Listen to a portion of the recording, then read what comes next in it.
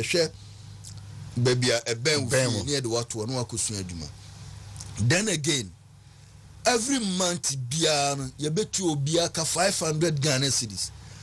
Okwa adwuma obenya bidi afaka anase obenya bidi ato aduan. Nti every month biara no so no the whole Ghana afa mabunu maku 2000.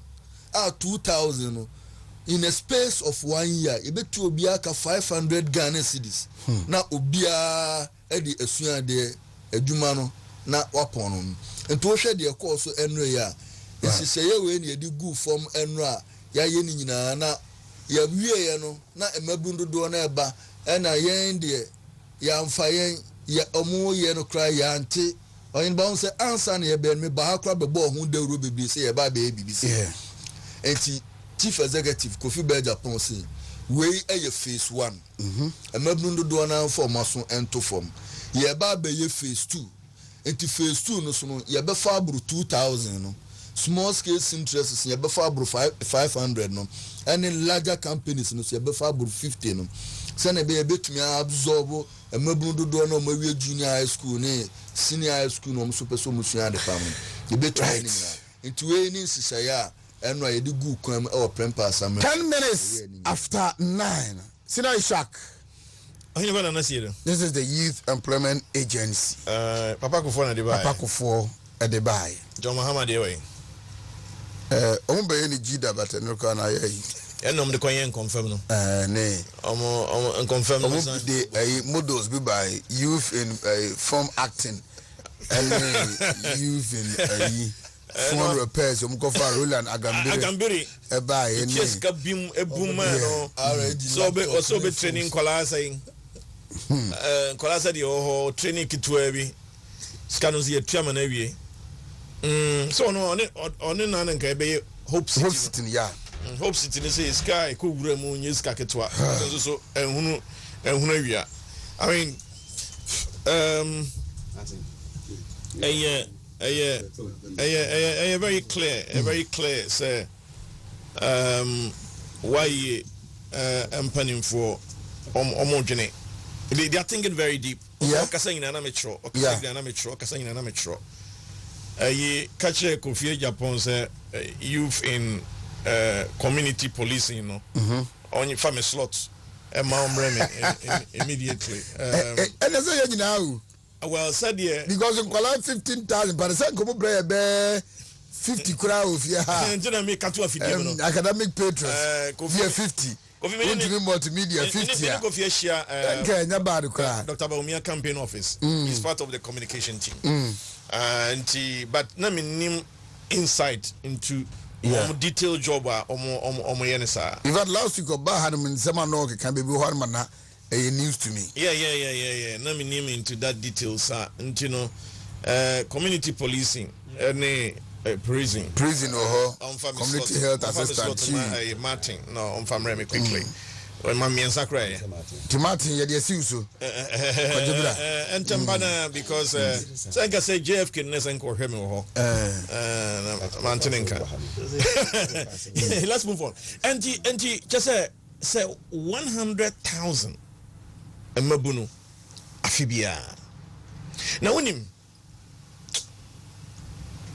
MPP communication no esesenka ye mayesika pa communication esese ye tua ye kapa ye cho ye tia ina ye che they say me meja ho asem ye che na sankomo we say hey o we on me diagram adrodro no nyina me we I don't need Martin BM. I can speak to these issues offhand. But say chiro man a ba e drum bi a ya na won mu a sabio producer wo form no itimi twa omuja obi awie BC wantimi antoaso obi awie SHS wantimi antoaso more special case business here where university Accra no where university enso so ohia bibi say na actually wasan the akọ because ahochire ho when you be over support no so kra nso a anka mani beji so na we no e deal with nipa wo mo e wo fomo a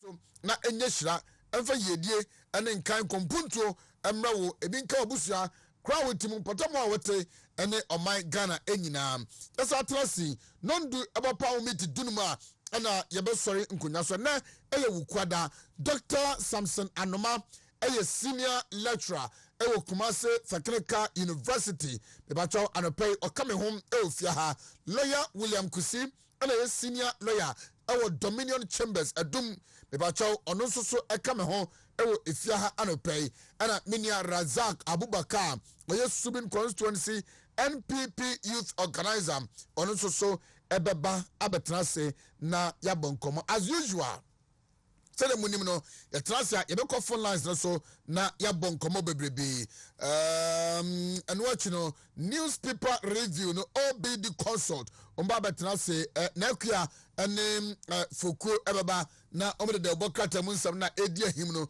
dodo na ensoso aba betumanim na wopie na openko wakata bi ato a ebacho wahu nya obeto se apomdire won komo no ehia ye pantia no pay Ghana Health Therapeutics omuso baba na yene omu adi enkomo ya boafo a omoso emu no am yede dwumade ebra no edoso Vical 20 ekan ho we Joy Industries Limited omu e product a omudi aba na uyo bi adwuma wo ye no etama wo kwa ha ya anasa atetimum estresso up wo ye adwuma kakra bi a wote bre o ni padianim me ba chaw enei infection enam nsanyare dodo na no unya bi a utriti ekọ na aba sa ensoso na watame troubles o yefun yade no ediane to ye buko bo wo de to ne ma na ne yefun yane so nya ulcer ana wanya safo no nyina no anopai me kanfo Vical 20 e de amount na maka just say uram ewo herbal shop bia na say license chemical shop bia e ma re mfi say edura e be boost immune system no e be ma wonkwam wa no hona makwa no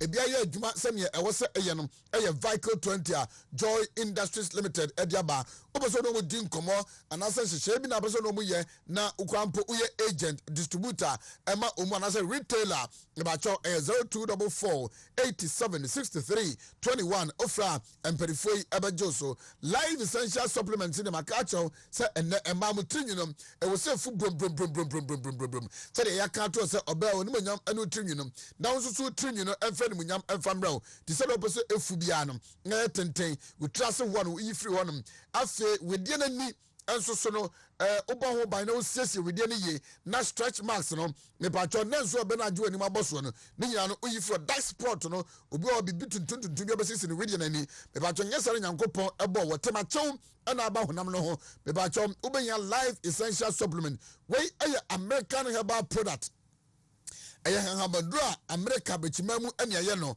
na etoa no ewo muto pai na makoma ko duasa nti da bia da obenom ko after 1 month obehu nsache sonko kra ene kwa de man mo mawre no hia mo pap nti mawre ne se ebetimi afu na asa ye den aye harden no be bacho a live essential supplement and beboa na manage menstrual cycle so eye pa yenko Kumase Akoniasa pharmacy ewo Kumase asukwa post station ni hwepe obenya live essential supplement no ebim owo Cape Coast ene kaso a Crown Organics Hub eho be de to nui okwa obenya bisa pharmacy ewo Accra Okashi Dragley wonum adanse asukwa no we ko Jonas Pharmacy a Star Pharmacy eyo boase Ashtown adum asempa pharmacy ni dan farmer ena wokọ na number overframe na bibi mpora kire wadwene afa dure ho anase nkitawde bi na pese wo ma nam wonsa so ma dure ba adwama so no onomu edi nkoma 0548 066 145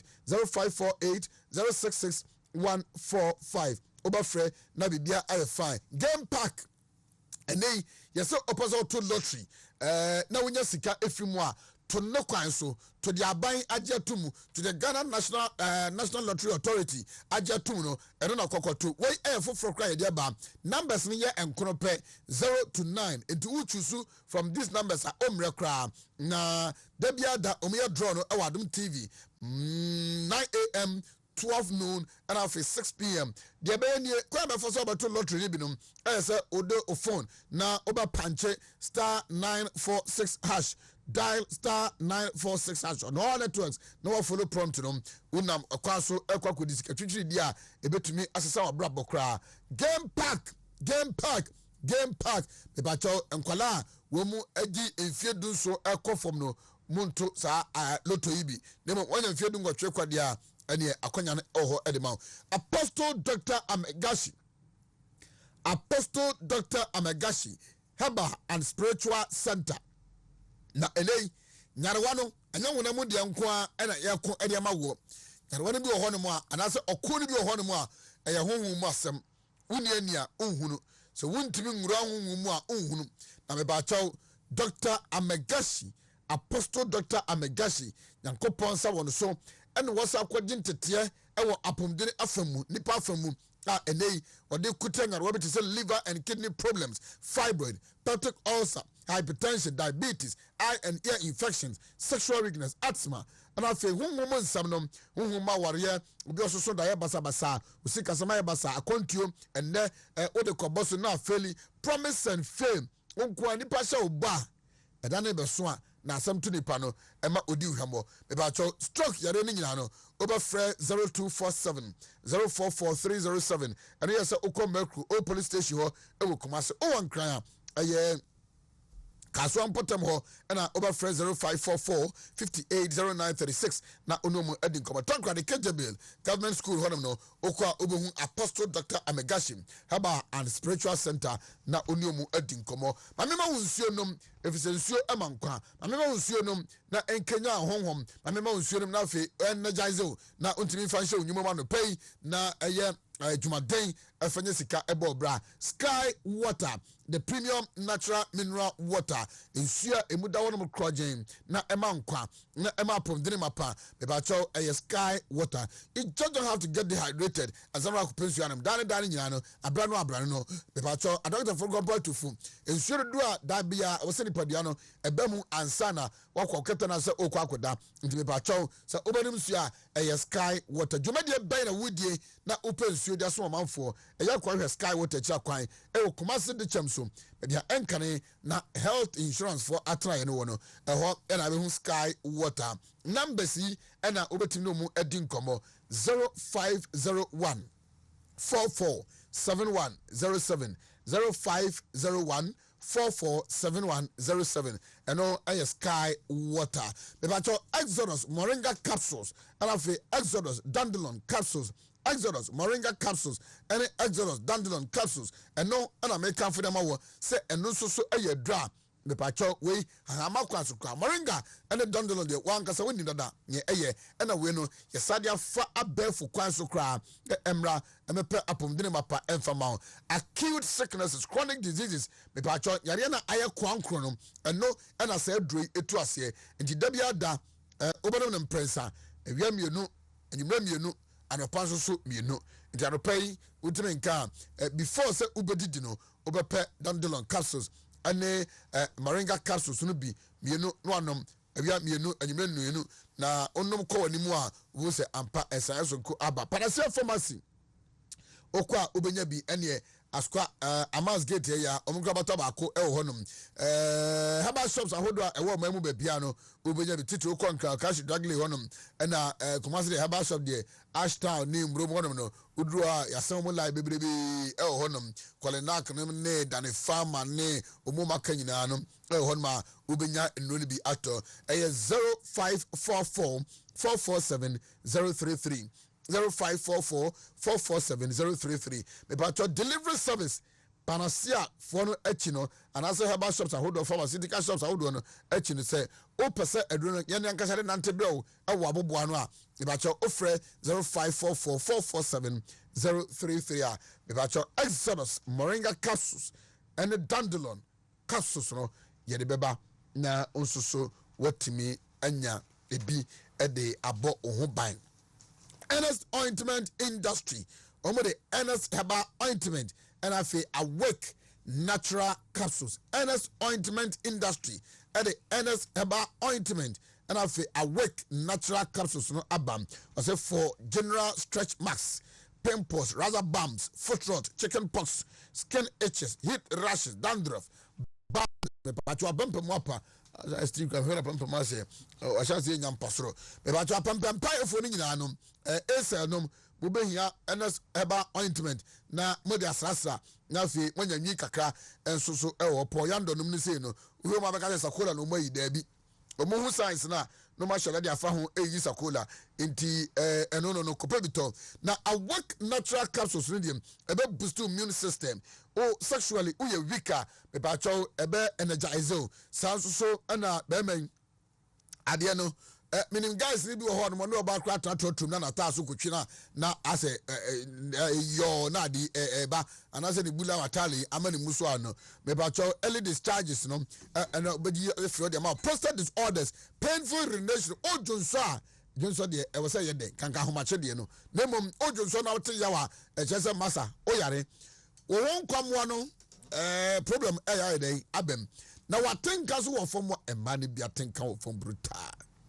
money be atinka wo form wo ye ne dai na wo so aka na no ade safo no nyina na wo hia duru ya work natural capsules and am pacho ebetumi aboa over 0245079915 and asa 0276537701 nemom bebi oto draw mamu be bia obekọ kaswa obehu tribe of Judah el home owusko bi any hillside e won kokko kofrodia Gapson pharmacy Delight pharmacy ensusu el ho and a right pharmacy ensusu e kuma se de bebrebe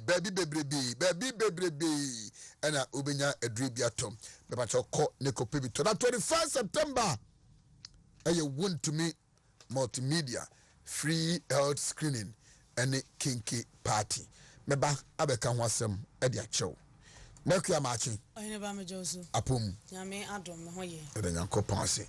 Foko onso machi. Me joso oyine ba. Apom ti say. Erade adom. Ade na ugu ahom yansa no waje su yi. Well from the home. Aheneba. Evangelist no. Yeah, fine. Me no. Bibia boko dia bibia kolem. Dodo aka kire me ono anim asikire. Kula gbele.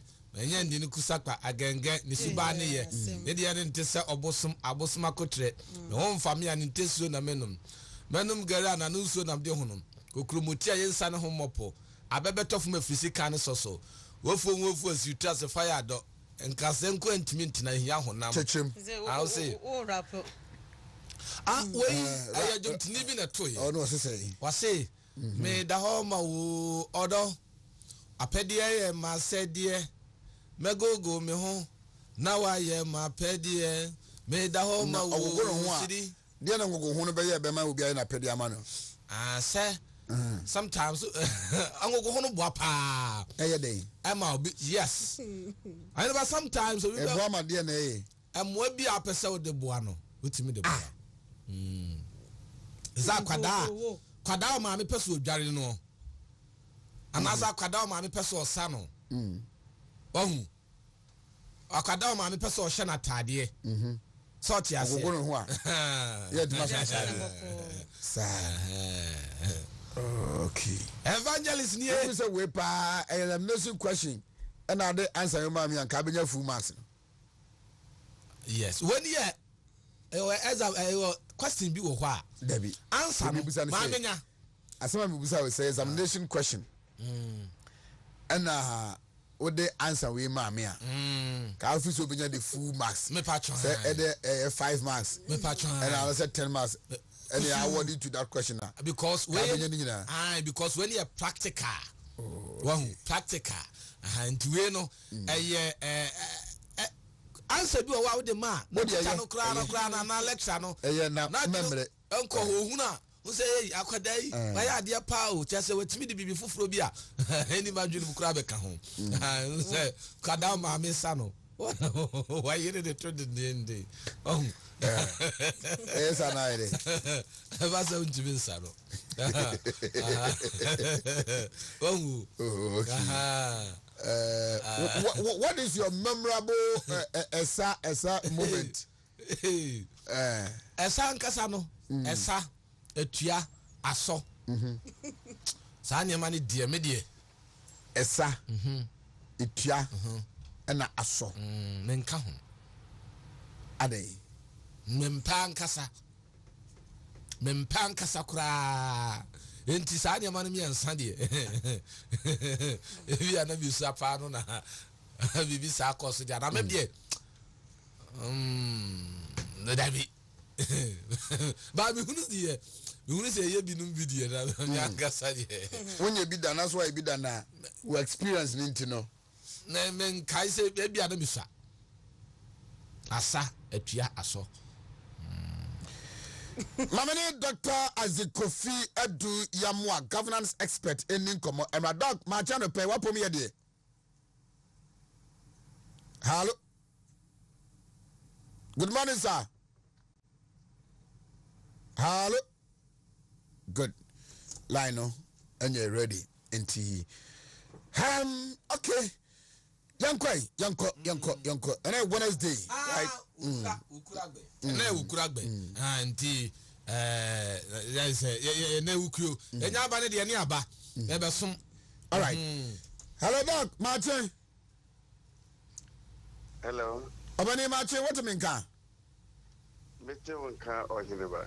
Na wona muti say. Yamiato poko. Ida Nyankopon ase. Anopai mamini kan kra musa se ye kasa aban masomfo public servants especially government appointees ministers womunya dibeno be fama be yanka womaja pade bra wo maboda da no asada mo be kra dibem no womu emmo ho dawuro se bia asset declaration chechemu na wowe no saade ne ehunwu na nipa bi wo man mu ana are we ready? Me da so hineba say senior wabon tofa no say idea obesom o man a enam say idea ye ne democracy ye wo bibi shemu a obia kuma shem accountability. Enti said the beya accountability no ebetimi adadi na adia ye pese society ye nyina yetimi ensaka de ye ensaka se wo ye kese se wo ye ketwa adia ewo community ye nyina ye betimi ahweso ye na ya de pama ye no nti se obi pese obi di yen kan ewo ba bibia yen hihye ewo aban mu wo say local government say MP constituency say district whatever that public person find or public personnel or find or who no announce wo tu no si wo ewo ho kwanya se sa pepepe ye no ebetimi aye fine wo bi atirimunti no na wo say adie bi e fasa nipa no hu bia no eba be ye public because what be a public leader in general so what be a public leader ntino na esipofun kwan sense say what democracy hu se pepepe ye beto no de wu bia no e wo se wotimi de tudwa if you say wonam kwan no so a wo kọ wanimu no oman ni sikasem be fa wonsem oman na dwapade bi ye de be hye wonsa ye de nyoma bebre agudie nyoma be hye wonsa enam se wo ye nipanti no enu nti na suahunu nkrofo a o ma yes a democracy ni bia di mfie be 200 ahanu ni atire no o matimi ayensisiye bia to ho se e wo se wo be yes a o kandifo na wotimi eye sa nioma na de wo nioma dedi o ma wo yire nioma sebe wo hweso ewo private life as a leader no wotimi dedi na litimi hu ekwan a wo be fa so a obetimi abeboa atoa o man no empuntuo ubetimi atoa ne yetimi dia retiu enhu se wo ba na okuta sei na okuta sei enso so enam se wo bo bra wo sa wo private life na wo ba public life no wetimi aboa ma wa betoa o man no advancement of society wetimi abenyusu enioma bia ye de be se wonsa no wan fa me ye wo personal gain na emum no wo de advance society that alone cause for declaration of assets. Wana omu ekofa sa dibre no their readiness say omu be declare on asset. Afi yensusu temamufo no yensusu ye ni bre abre say ye be hwe say sa ankofo so declare on asset no. How has it contributed to say yenya sa enhihye no eso mfaso na say emu fran a ɛbɛyɛ ne yɛbɛhu ne yie. Ɔhene ba sɛdeɛ yɛtɔɔtɔ adwene no anɔpɛ yi no sɛ wohwɛ a wobɛyɛ ɔkandifoɔ wɔ baabi biara a wowɔ wɔ ɔman yi mu a nnipa de wɔn ani hwɛ timamufoɔ de wɔn ani hwɛ na ɛnam sɛ abrabɔ a yɛa na ɔmobɔ no project no sɛ ɔmobɛduru public space a ɛnam sɛ ɔmo nsa atumi keka nneɛma bi a ɔman no constitution ɛyɛ ɛbɔ ɔmo ho ban ɛma ɔmo gyina gyibea bi a animonyam ba ɔmo mu no ɛno no ɛduru saa na ɔmanfoɔ no tumi ehu sɛ nnipa wei ɔbaayɛ no ɔhene ba yɛde adeɛ wei hyɛ ne nsa na ɔhene ba na ne twii no ntumi ma na ne lifestyle ɛte sɛ sei ɛnso so no ɔhene ba benya wei no bosome mmiɛnsa afe sisi adeɛ monhwɛ deɛ ɔhene bɛyɛ monhwɛ deɛ ɔhene bɛyɛ afei baabi ɔhene ba te no watu hɔ afei kaa ɔhene ba dam wasesa no ɛyɛ nokorɛ saa ne yɛyɛ no ɛfi sɛ yɛpɛ sɛ wo ho tɔw ɔman no pɛ sɛ wo a woyɛ ɔkandini no wo ho tɔw na wotumi dwene adwene pa wotena akonnwa pa so woda baabi pa na wodwene ɔman no nko ara ho nanso so saa akonnwa no a yɛde ma yɛn no ebeturu baabi no na instead sɛ yɛbɛdwene ɔman no ho no na akɔyɛ sɛ okay na me fie yɛ 3 bedroom na me car nso so na yɛ Toyota Corolla no me beduru ha na me hu sɛ no ɛwɔ sɛ mesesa car no kɔ Land Cruiser anaasɛ mesesa efie no kɔ 5 bedrooms enti ɛkwan bɛn so na wonya saa nsesayɛ no ɔmanfoɔ no gye wɔn anim and that is why ama saa adeɛ wei abɛyɛ something like essential an important issue sɛ ɛwɔ sɛ yɛtumi ɛyɛ dɛn yɛhwɛ ne adrɛse wɔ ha ɛwɔ ɔman mu ɛfiri sɛ mmerɛ kɔ no na yɛnya saa evidence no sɛ no sɛnea nkurɔfoɔ mu bɛdi anim yɛ nti no ɛwɔ sɛ ɔmo yɛ sei na yɛhwɛ sɛ ɛbɛtumi asi wɔn kwan ɛwɔ saa adeɛ no a ayɛ bebree ɛwɔ ɔman mu anaasɛ bibire mu anaasɛ baabi a ɔkandifoɔ bi apie no ɛno nti ɛna akɔɔlo for that thing a apie wɔ in the public space for discussion. Yɛama mmara ne fa a ɛhyɛ sɛ saa nhyehyɛeɛ yɛbɛhwɛ na yɛdi so no sɛdeɛ si kurukyerɛ mu no sɛ nka yɛmamu yɛ den kakra nka bɛboa anaasɛ well ɛwɔ hɔ but enforcing it no ɛna yɛne ankasa sɛ Ghanaian people no yɛrelax ne kakra.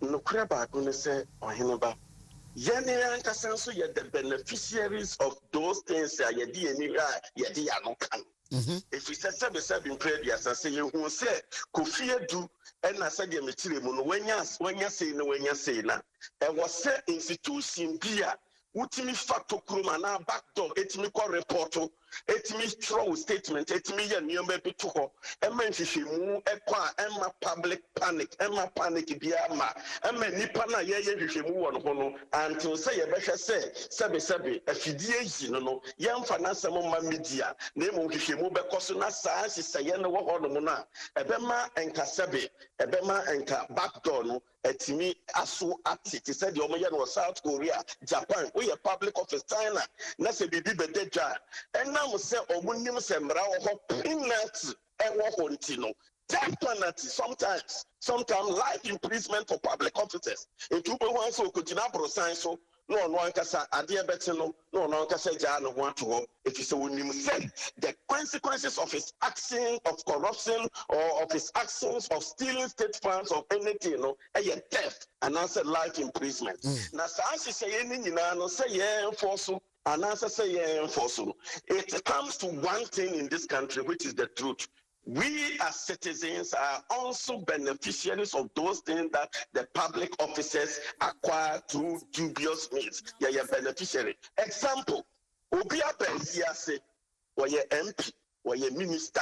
Na ketua ebia 12,000 Ghana me pamute wo me de yan fato ho minim sanetie na wabetina ho wabebonsa wa ebia memenda ba ko wakwaye ba miensa journalist hu ye wanka ɔsɔfo hu yɛ wanka ɔkɔ asɔre dɛm yɛ ba afɔreɛ MCE ɔba yɛ yɛma na konya kama wabɛyi sika putuo yɛhu yɛ yanka ɛnso so no yɛbɛduru baabi a yɛsɛ ɔma yɛ corrupt ɔnkɔfa dɛn na ɔma yɛ saa nneɛma na ɔyɛ a yɛn nyinaa yɛbɔdwe ne so honorable yɛbɔdwe ne so ɔbɛnten no ɔnkɔfa sika no wɔ he was so then in such a baby no cover, no maintaining the status, study or mount for the civil. It's say, yeah, for so, and answer, yeah, for so, and answer Mrano, a year to my answer, and yet, I was a young citizen, no, and yet, Sabi, more Fiji, so journalists, more winning, dear, moving media educating now, or mount for Najina Basso.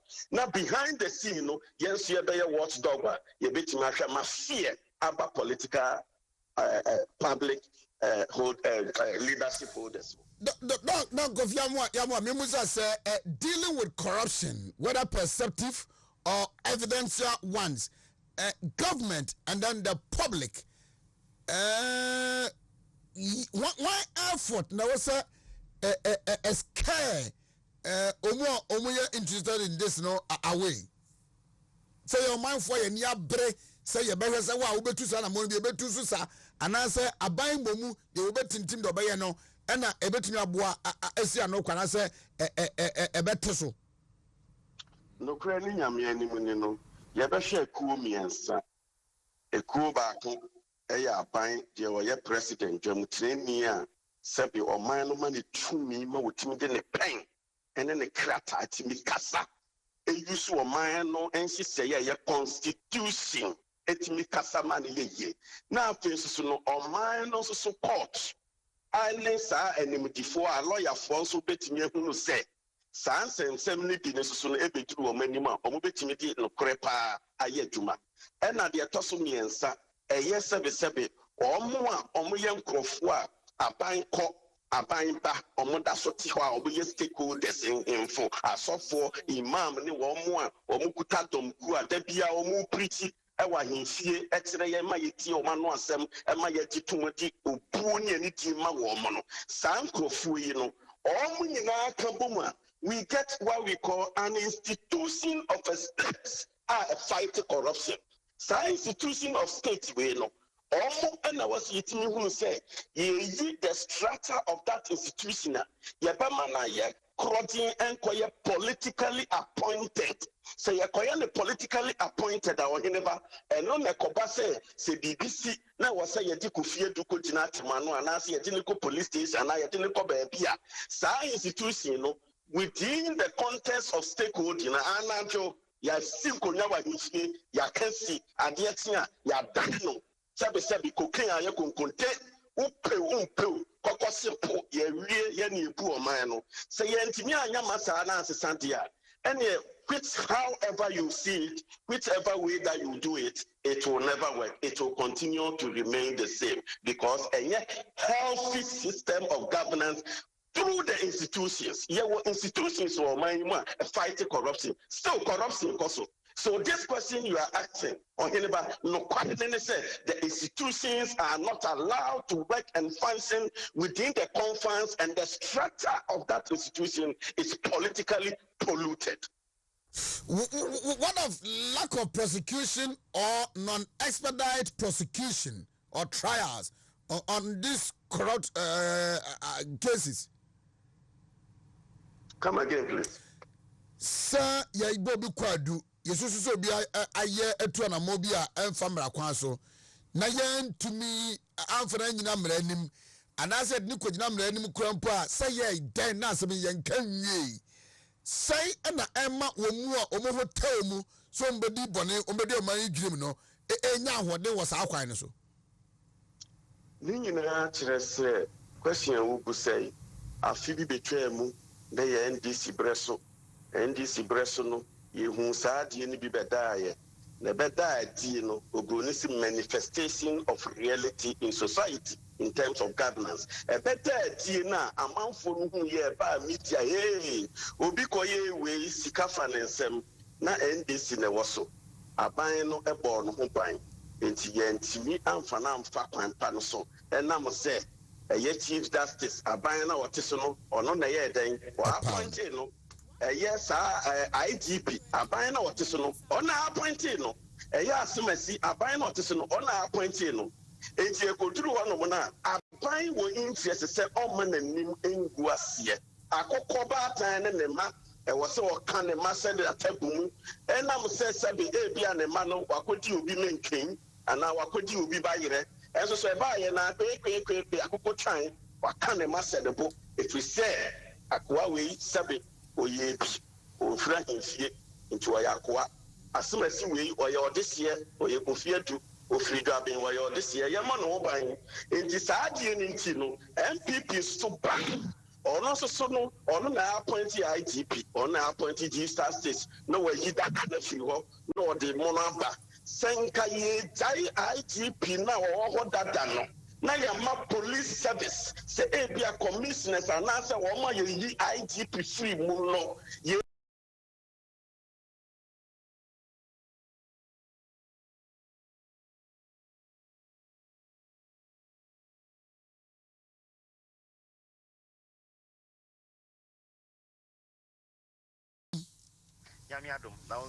Yamiadum wakra ya why say what to say why boko enije mu na yewo ene nase mu ena yeguso a ye magana fo nyina ana jumadi amudi no hanam na ekowie sei midase ma menchia asantema nyina na menchia tifo ne ahwefo na menka se yadase pa for this opportunity enra ye a very very successful program ama so okujina da me ho kwankwan nuase a utim so opia ba akombienu miensa yesi efre bibi kwakwa was mateo kwakwa na wadi wo ma ne be enkono na oni wawie nyansa it is anya ne ketenketi ansesa sa institutional arrangement of governance no yansesa ya structures no na yamfa yensa anka constitution na ntrese ekonya president faso appoint ya ono ko anya tumi nyina wo ne sem no ya antie president sem wa ha enkoma me ni wudi ni Kofi Adu meka ne sene yetie enkoma me ni wudi after beso bibi ba besi na ebia na nya MPP aban ebia na ya aban foforo bi the same thing I mean no can if we say the causes of that illness no it is still there yin tuase e be say breed bio utua no so a e be fefe e no na da bi e fefe e wo NDC mre so e sa fefe e wo MPP mre so na no kware da ho no hene ba dog me ni wo wie e wo asset declaration honom senka yetimi adisu yie a sen nke be boa e wo nkoma enei yenyina yo interest na yedi about yamame Cecilia Abna Dapa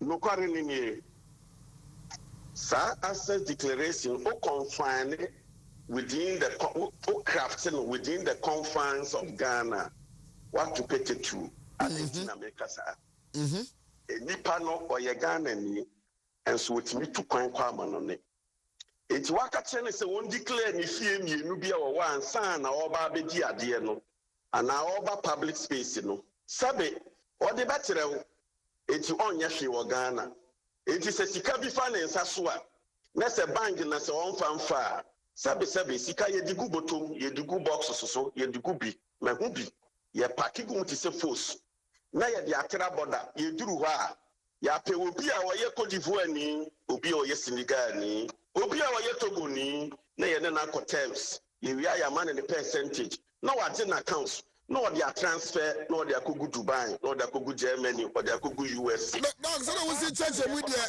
uye bia na onye me ba me ye research power Africa ha na me nkasa ni mu die ekoso eti at the end of the day no instead to say who free say what to fidi aba betom no what to pete true on for access ni Uganda ubo answer what they call me ma on fa to ho was South Africa yes omonye corruption me was school na enkrofo bi a omoye ANC for mpanyifo omutimi nya tender na tender na omunya wakopre because before ne bu oman no and so to say insurance banking any commerce any every economic activities you know is bred by the whites into bibini no akodi tender no na ordinam na otoa mabroni into akodi 10 million rands tender oba no obeto mabroni no cash 3 million na broni na ti no watua to na council broni ni ti a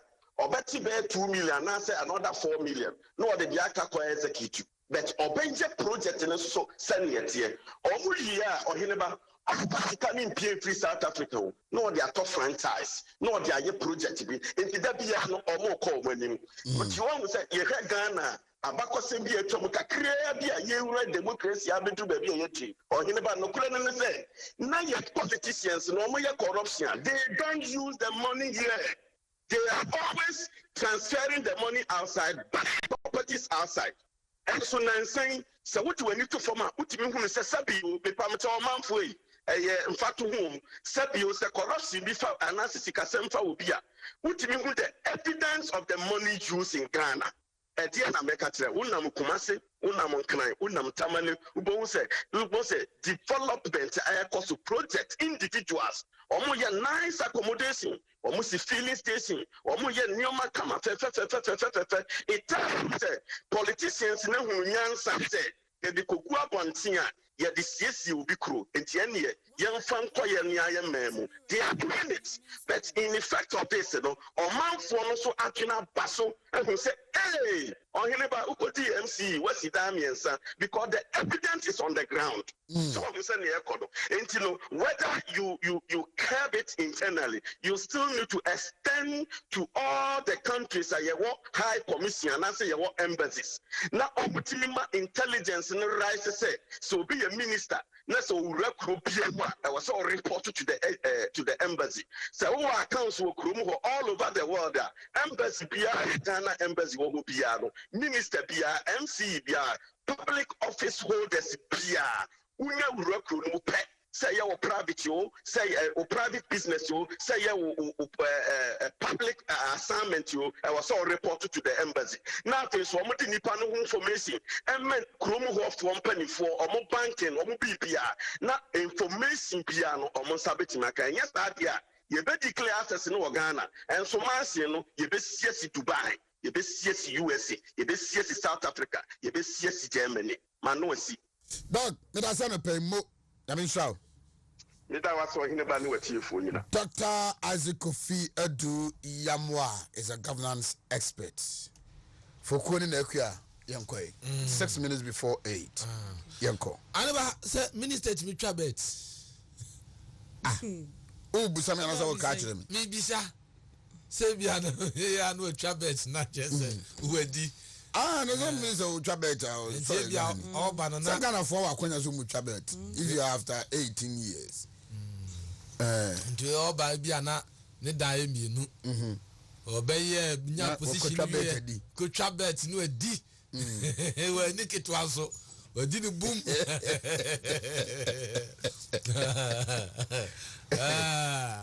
evangelist ahine I don't know bet in Kwana Woka. Oh, and here one example. And here one examples ni mu ba kwa. Just say so we ka so bi trabet ndi vet nso de na chese wadi Mamene Dr. Kweku ana ne jinde eni enkomo emra na memusa no say on asset declaration emra no SSA. He's a private legal practitioner. Babaloya mache Omi ya mi juzu o heba. Ona moye. Oh boko nyankupo ne mu pa ebonti ya hoye. Se wa bo branya japade ananse bia ya wele edi amawo na obefa public office edisuo no emra ne kasai on this asset declaration. Yo mini ama min chia watifo. Na min chia busiafo amo Wontumi TV. Me nyima mo ya ma o my Ghana ni MPP yadamase na min chia mo. Mini emra no is very clear. We call Article 286 of the Constitution. It will very clear say Obia you be appointed to a public office. CEO, DC, minister, deputy minister. And Obia Obeya Juma Ama Ghana Mino, you have to declare your assets. Now I'm not saying 1 plus 1A no. It's say ya appointed you no. It was saying what you declare assets and sana what be say what you must say. After declaration, send a you put it in writing. Now with your comma auditor general and sana what say what you must say. If you at the end of every 4 years, I will say also here after declaration. Now, when we are doing our coffee and also at the end of your tenure of office, I was say, oh yeah, declaration. And you know, they are very clear. Since 1999, Ubaya Bajuma, I was say, oh yeah, after declaration. But me, they come say, any assets in one, I also declare. Also, liabilities. You declare both assets and liability. Assets, any property. Assets, no, you are there, edify brow. Sell a cocoa, a answer, a dia one day high. Being assets. 14 years, edify brow, so football team. Second, Tampo United, 2 years, edify brow is an asset. If you also declare, now, Odema, Attorney General, Registrar, Auditor General, rather. When you come out Auditor General, now after every 4 years since what I have the same declaration, what about brand new local pension? So now I declare. Now, one year we now say, this is to say, your power Jumamono, what acquire property be a what cut you are property no Wontumi ya, obey me apply. Oh, Shraj, say, Obenti Abbey, Juma 3 years. Or coffee, they say, was it there 10, or East Legon. Those property don't want acquire no Nisika no original, 80 years our property no. And you'll be letting me up petition, Shraj, say, young chicken. Now, opposition Shraj and so on. After declaration now, with your command, Auditor General, no. Shraj can call for those declarations. Say, Fabra Yanjo, say, oh, will say. And you know, you did to try the nothing. What you are no end to me, and yes, I got a dear one. Just say, what Murano. Okay. That Mammy Musa say, okay, Obin Susui, say, Ebia, when I'm quite bonus on your Japadia be and Jodoko Nemum, say, Obitiwa, no say, Minia Foko, Munis or public officer, Nansono, ne asset, say, oh, be say, only be on declare. What do you go quarter, and running back for the say? We are telling you, a man requires, say, we are public officer, we are required by the law. We are any ordinary law, the Constitution. A short it is a was said would declare our assets. So when declare, in the first place, what will run so? In the first place, what will run so? Let's say, one for the Constitution, I am one fine year, and no, you bet my on the basis, I bet my basis, you bet my to access my flu because you breach a constitutional provision. Sir, who are Japadia? Over public office, and I be a Juma. Now, one declare, now will be the quarter, yet make different with them. Someone declare. Sir, and only a Jeff and you would dear and answer, and you would announce one declare the edge. Well, the Constitution is one declare, contravening the Constitution. So, I'm not so Juma, you were quite a do faso. It is the best thing is will be declared, but in here, problem you say, Constitution, no, is very weak on this. Constitution is strong, not for former Auditor General, and you open declaration. And also, and you're open to the public for the public to scrutinize. Another young people, and to be able to another, who Yemen to Libya, who go to Yasamaba, young Buddha. I can inquire. Obi a only take your office, obey after declaration, no. Young publishing in the dailies. No, but when they are a secret, Auditor General Kwan and Ajapadia womb. We don't know what actually goes on. But Emrano is totally kakra. Oh, okay. Yes, such a one as said yes, you are no, the person de bois. Meaning, in the first place, no, a year back in city. A coming qua, yen sacred Branum said, will be obey take public office, no. After declaration or the Auditor General, he publish it. Well, these will say, oh, these are matters of privacy.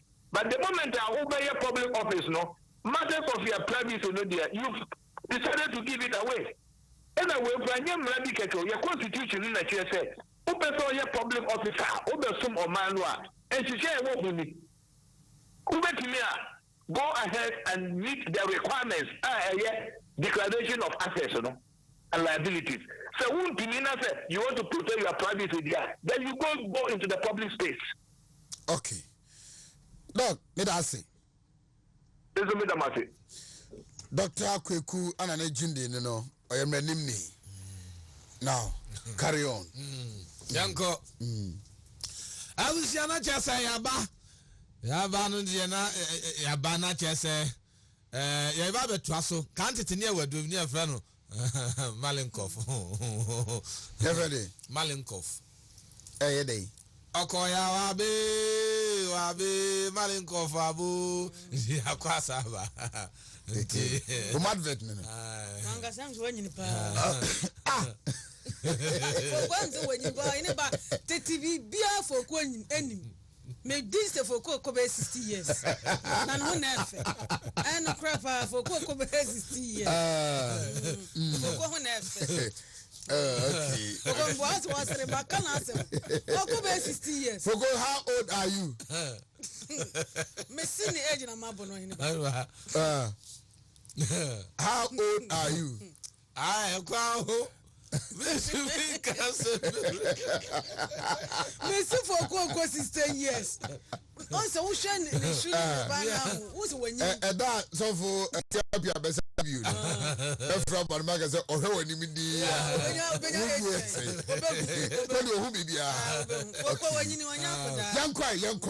Yanko. The war got out of the Jasonano pay in the consistency in the culture and betting about Canabaco and Naposo, if you had your buy 20 canon. Oh, B.D. near Chasia say, Obia, Betty D. Amen. Peche. Enti ya shebo nasi. Enti ya fadeli graphic en shebo nasi enti. Enti se unyabu na bo neda. Baba bo ma bo nenyo. Enti ya baba bo. Baba de Joshua. Zede. Evangelist. I don't pass away mongo. Sa. Yeah, be What I hear your name be on a panel and then the answer. Evangelist, no.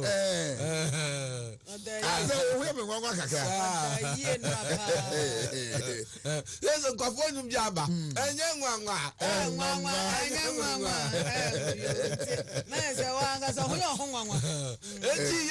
Graphic. Papa in the Dahono. Honorable Minister. The political education minister. The best education minister under our time. That's Ramenti. Dr. Osaya Waduchum. Modern days education minister. The real Dacho. Oh, okay. Yes. Now I say Kenya, Monsieur Mama Konka was ICT pa. He didn't intima was STEM education. Revolutionizing education system. ICT. Key in STEM. That's what I meant. Revolutionizing education system. ICT. Key in STEM. They say STEM. You say robotics na code anymore. On say wakwa say Papa Janshi on school bi aba o come mo ye robotic ayipa. Now I said, okay, so I should have Horosi. Okay. Spray machine.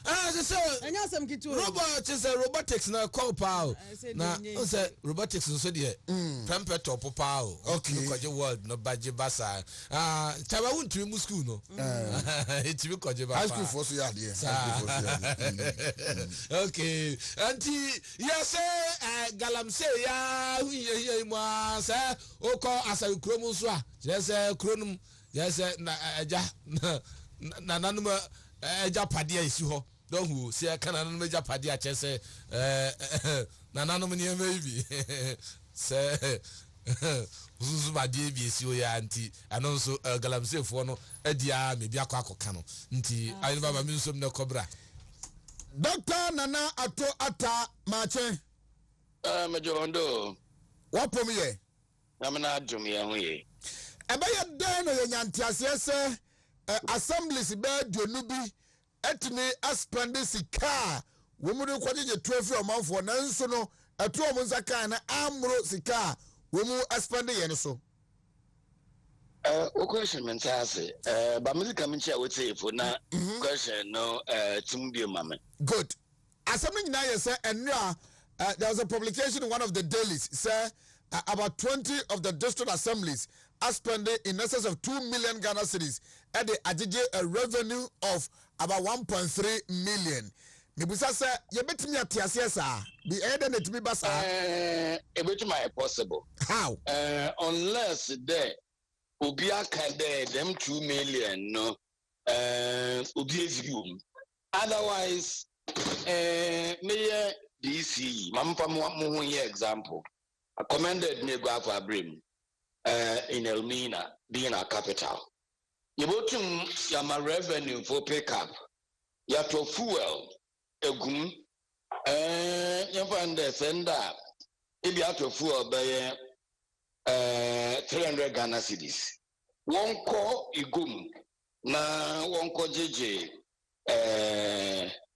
Basic rates now those days as lampu. In them po one city impo no first known to Obofa Kuchima or Banum na full 300 cities here to Gum Nasa. Scott Babanon do 150. Honor the me. I wouldn't blame revenue for I wouldn't blame the assembly. Woko no akoda ka. Woko na akadino. Amount for when tria. How do you blame the impana oko jisikano? Na blame moko no na wen triano.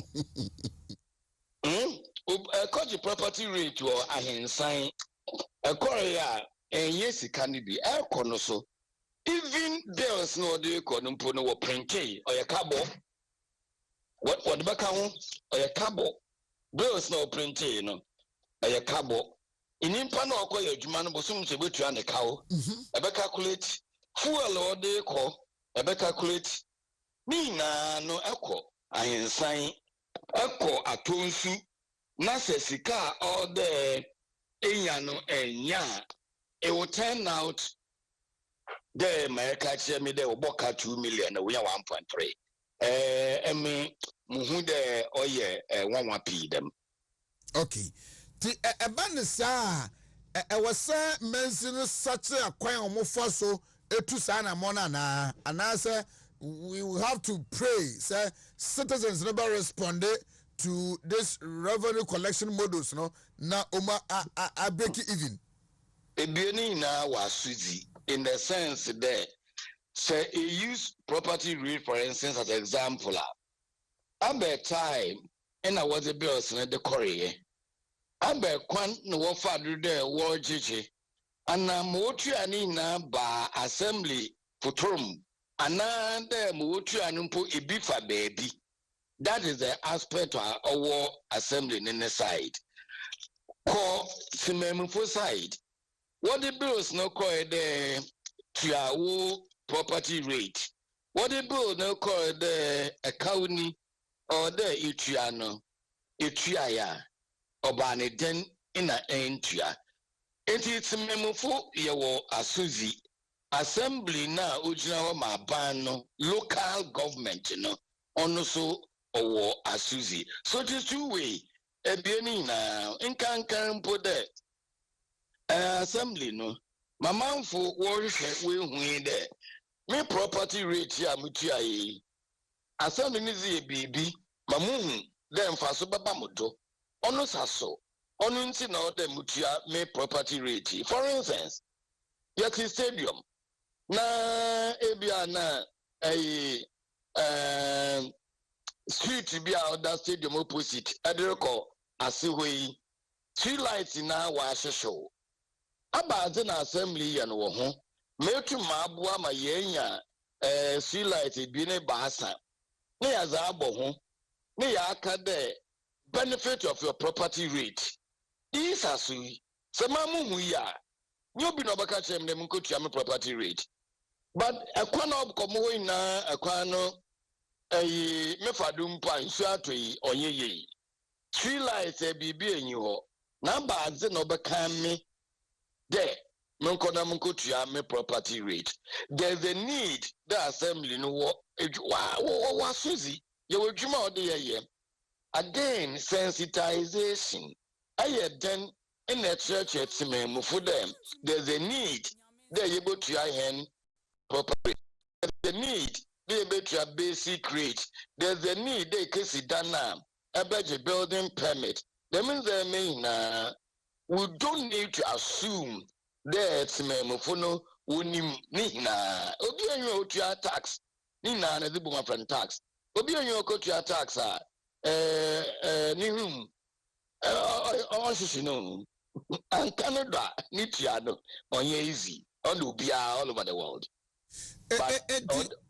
nana boy wa hanom maybe way revenue collection na abam yehunu assembly ni dwumadie bɛɛ do na ɔmo de sika hyɛ mu a yana it is expected sɛ ɔmo ɛbɛ repeat na so mbenya profit but there is a likelihood sɛ ɔmo betumi abɔka ɛwom assembly na ze ɔnyɛ profit making organization assembly onzigwa assembly ɔnyɛ profit making organization assembly provide service public service odima amanfo sika assembly bɛgyegye ɔno na assembly ne zeba yɛ adwuma za ma amanfo ehu dɛ local government no ɔyɛ adwuma yɛn mpɛso nkete ebi behia 3 classroom block ebi behia chips compound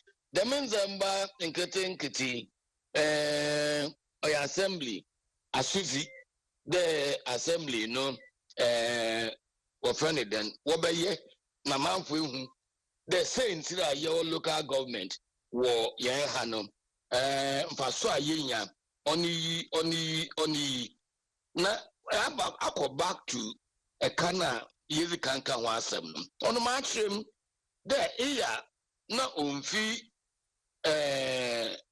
wɔfrɛ den assembly fonara nyɛmfa blame no ma assembly no nkɔsɛn na ma akyerɛ mi ma atɔ fuel agu kaa mo dɛ mefi askwa municipal assembly mokɔ baabi a brewery ɔwei mokɔ dɛ mekɔ egye property rate mokɔ dɛ nkurɔfo bi yɛ kyekwa ho wɔtɔ n'adze wɔ hɔ mekɔ gyegye tax na mokɔ kɔdu ɛhɔ a wɔfrɛ ne den nkurɔfo ntua ɔno ɔba ne dɛm a who do you blame a blame assembly na wɔkɔ yɛ wɔnyɛ sika a blame nkurɔfo a wɔntua nso no sɛ mekyerɛ me dɛm I don't only want to blame assembly for ne dɛ wɔkɔ yɛ wɔnyɛ sika ma wɔabɔ kaw I don't want to blame them. Dr. Nana Ato Atta is the head of local government services. But Nana, maybe Bedru as a man, how decentralized do you see our governance structure? I think that we started this decentralization over 30 years now, as per PNDC law 207. Watch it. Now, by name, except that I will still say there is more to do. Only then, echo yen assembly. Ebe hu de kwana yefa do ye adwuma no odu baabi a henara staff okan kakra odu baabi a commitment yi ho odu baabi a professionalism no wa akofom ono ho ye wo ho asuzi. But to also think about it, Uganda for Bible, but Uganda for by Obusian, decentralization from us about 15 years ago. Okay, Uganda says, yeah, what catch you there? Or there, what to ba and sana was the one chief executives. What to about partisan basis? What do you want councillors? One I hear from assembly members for Hano. What do you want councillors? In Jaco District Council now, today I call Asqua Municipal Assembly.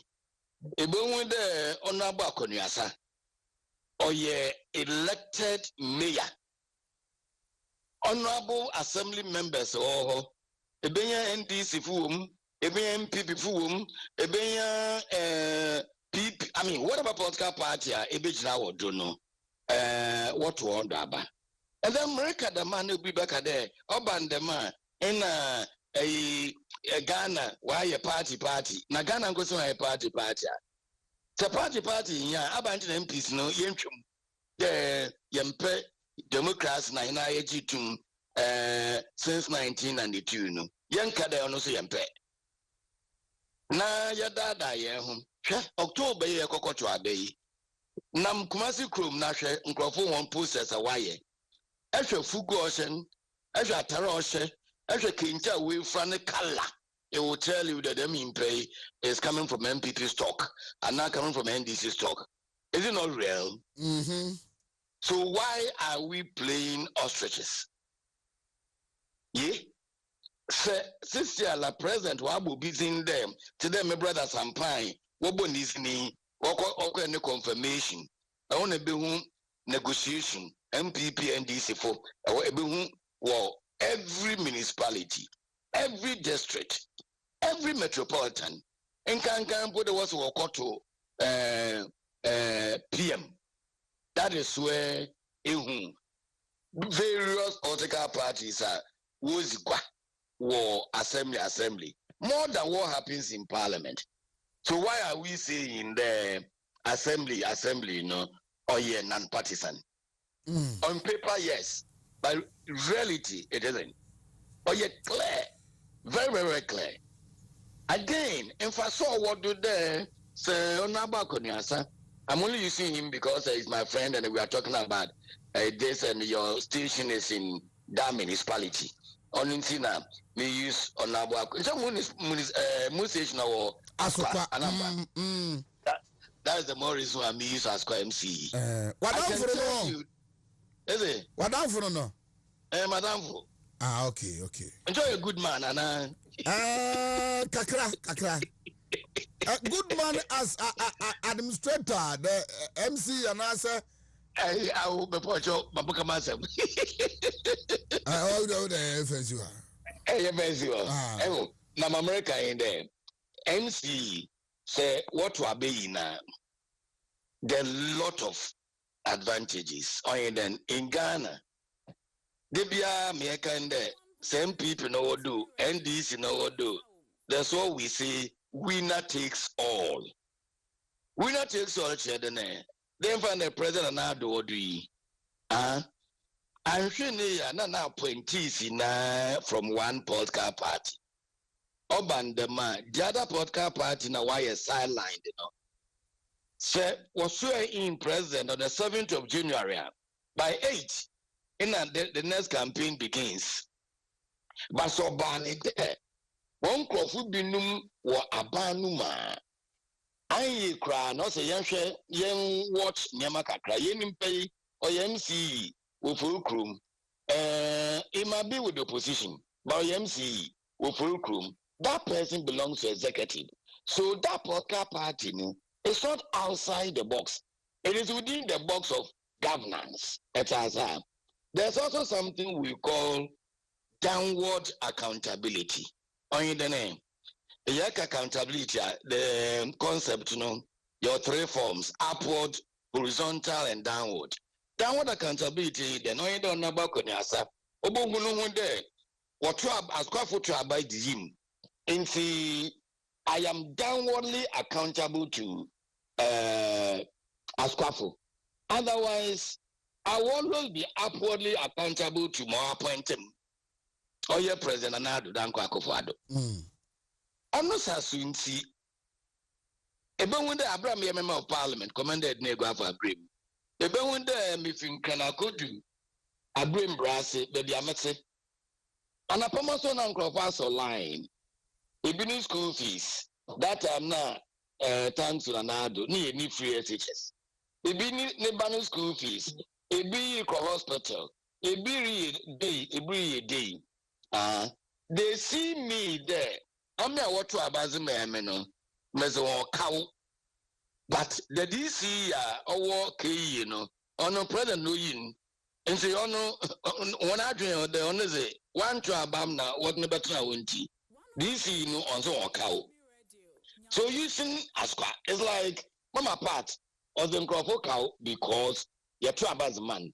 As per on about on answer, and crop who pee there or the cow another he is downwardly accountable to them. So there are a lot of positives if we vote for our MMDCs on partisan basis. Nana, me da say na pay. Me da say. And come on, who to know who me call? Why? Mate, me da say.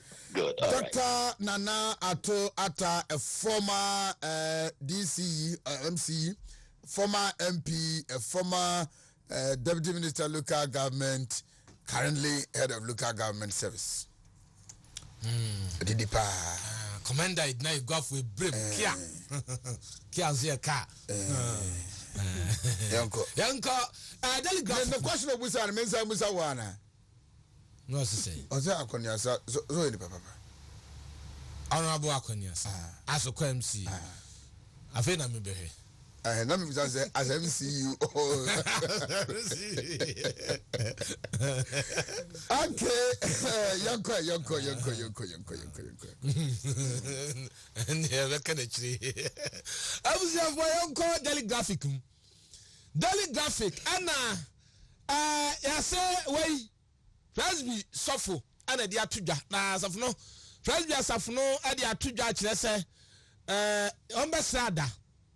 Sadia Niger asamwa bay I was a komokufokui impedifo momodiana myamfa srafo nko Niger nti wasam wodi ababa tuja ani ase Greater Accra ohu won se de wonu ma hyene mam kina pa se tricycle na praga no mka so mo man ma kromfinfin no wo ma sa hyem kina bio katafeto so edu miensa ena ede by Daily Graphic the Democratic. Mame ko the Chronicle the Democratic ni mu anope na Chronicle by ya hwe krata no ani mu akrata fane de to so mienu miensa na enso so ho no mo ne se we asrafo o mo mpeso mo ko UN ni bi no ese sika ye charge o mo no obi na ehye kuntina ase na gigi se sika we yo 8K sale of UN slot to soldiers for $8,000 is hearsay. Full investigation underway. Military High Command. You some ketua. Nesika do tuya na akoba se na. Do before complain for a company. Now federal alleged. Now civil servant allegedly steals 287,000 Ghana cedis from ADB. Yeah, some pow. Yanko foreign minister Dianoso. Foreign minister outraged over illegal sales at passport office. Mama say. Enya senkito so mo. Oso mo man adwuma na wo ye ne nyekwa. Ana kwa don boa. Manya ne ntie kwa say ya pamu bi ebi so say ya transfer bi mo free asaso ye nim. Na no de na nya asem kito. What is $8,000? Yes. Ba mi nya sa de we anka. Fabra ye sika mu. Kenya asem kito. Hey, you asem kito. No, cool. $89,000. $8,000. Is that all I say? Mama told to be says and say 11 or 11.5. And I was okay. Okay. It was someone and down na for Katafani the Otoso and watching or Chronicle the Democrat and my female genital mutilation is not Islamic. Stars. Baba Walls. Yanko the next one. Four times and twice. Ghanaian times. Third collection from January to May 2023. GRA backs 1.2 billion. Reverend, no. Represents 92.4% of increase. Okay, from last year. And the Foreign Affairs Minister and some funny in the side. Foreign Affairs Minister orders withdrawal of officers from passport office. Now, sharp. Mamma, how do the announcer Semian one pow? Who had the picture no? Eh, for bread. So for passport and I'll be brand away. Papa Bianu about Enti Sana out here. Abayue, Wamami and Sususa. Police hospital to bury 150 unclaimed bodies. Na and it says also when you Busiano. Cyber security professionals, security service providers to register by September 28th. Okay. And by one more post phone no Busiano say will be about Blebia and Busiano to the Cabaret. Also make us say for Kobia were too quiet na akwanhia bi akosi. Bi so a wo hu na kira kwan. Wa hu nti wa de hye bia yira sa hu no. Utimi kokore na posifo hu na wonu man kwa nkosi de hye obra onim ho he. Enti ana ayi no on say MPs no na security chiefs no so meet ya ankwa nkosi se de nka aja wo sesi. Na nyame aduma wo kyena ya say mpedifo ba be sin konwa hwe se ni ja no kwan ba ne mfamfa so. Mami for the Daily Dispatch, the Democrats are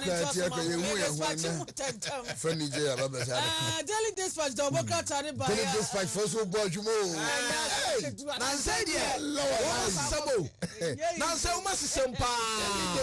Dispatch for NPP has campaign messages, not even a message. Messages. Baumia outlines over 100 achievements of government as at June 2023. Daily Dispatch na diaba. That's a original campaign platform ba ko so kura wontimi kan nyina nyu. That's a message. So hade anya sam kitu. Waka ba ku mienu miensa sa akono. Our removal from minority leadership was like a coup d'etat. Muntaka. At the end still a young muya. Zinto makata de so. Azo mu de achebat. Something inside so strong. But the okay side of crew. But say cool. Agri Minister tours National Services 20,000 acre farm. National Services are more 20,000. Okay. If you see something, say something. No. Daily Dispatch Democrats are na diaba. Uko landing that. So for uko landing that. Omu say it. Sorted. Okay. Daily Dispatch, you know. Young Quenim. Anchor the new crusading guide. The new crusading guide is the Biaba. Bragia, Aboboya, banned in main Accra streets. Okay. Some demand a demonstration. Dabi. Okay. And to one to ma. Dabi. So they come out for you. All right. That's the idea. So that's the IGP calling it to order. Call the CID boss to order. Property owners appeal to IGP. Gomwa for the Chiefs Fight Church of Pentecost. CSR to mark 10 years of creative value for business and society. Okay.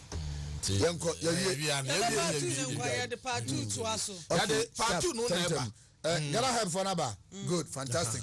Now, part two, part two, no, a branch of friends, Robert Bodi Misa Pia. Tibosheba, Dabi. When you are Colano cried, you didn't come. Yeah, money. What do you mean? No, pictures, no, and they are Manager care for Su do not know Bia Banye. I'm going from most wedding. Bia Banye, I'm for Nebu. To us way. And the Yanko for come for the no, they are too soon. Yo, we no, Kwada friend say Robert Bodi Misapia. Na ono nanapia Isaac nanapia ne bano no na okosku Christ Love Educational complex here war don't pass it don't pass it and then the birthday into wishing happy birthday pa and then anopay and Vanessa Nana Akosia Ampumasare so I Furnace International School here. So where is Vanessa? Also way. Okay. Vanessa Madia Yan very beautiful. Vanessa call Solomon Danso Vanessa. Solomon Danso or Boise. Solomon Danso or Boise. Nti and the birthday now. Okay. Okay, happy birthday to you, Solomon. Honorable Foster Asare. And I wish Papa birthday.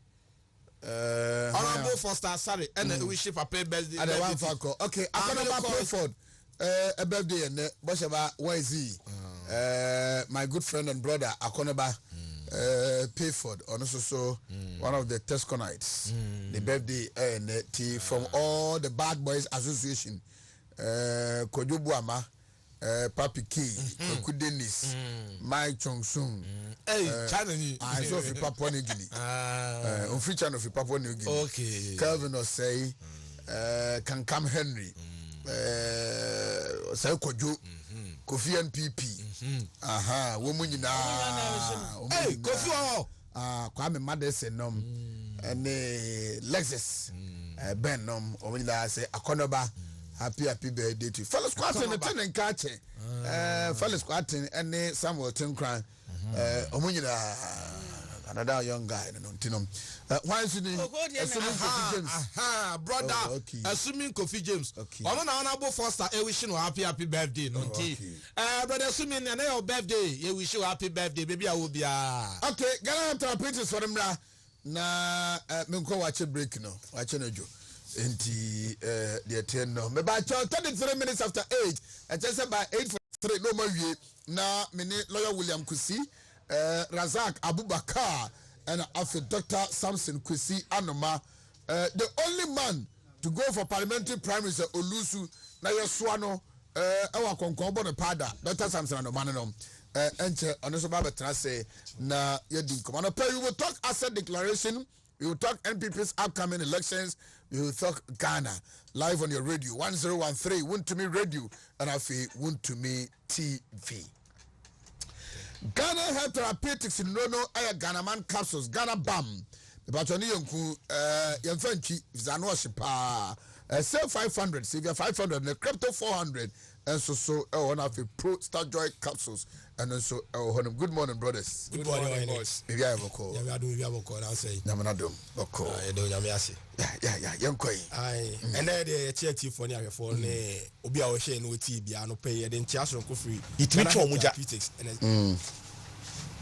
Obi a BC. Wontumi antoa so. Obi a SHS. Wontumi antoa so. More special case business here where university Accra no university and so here bibi say na actually wasan the akọ because ahochire ho when you be over support no so kra nso a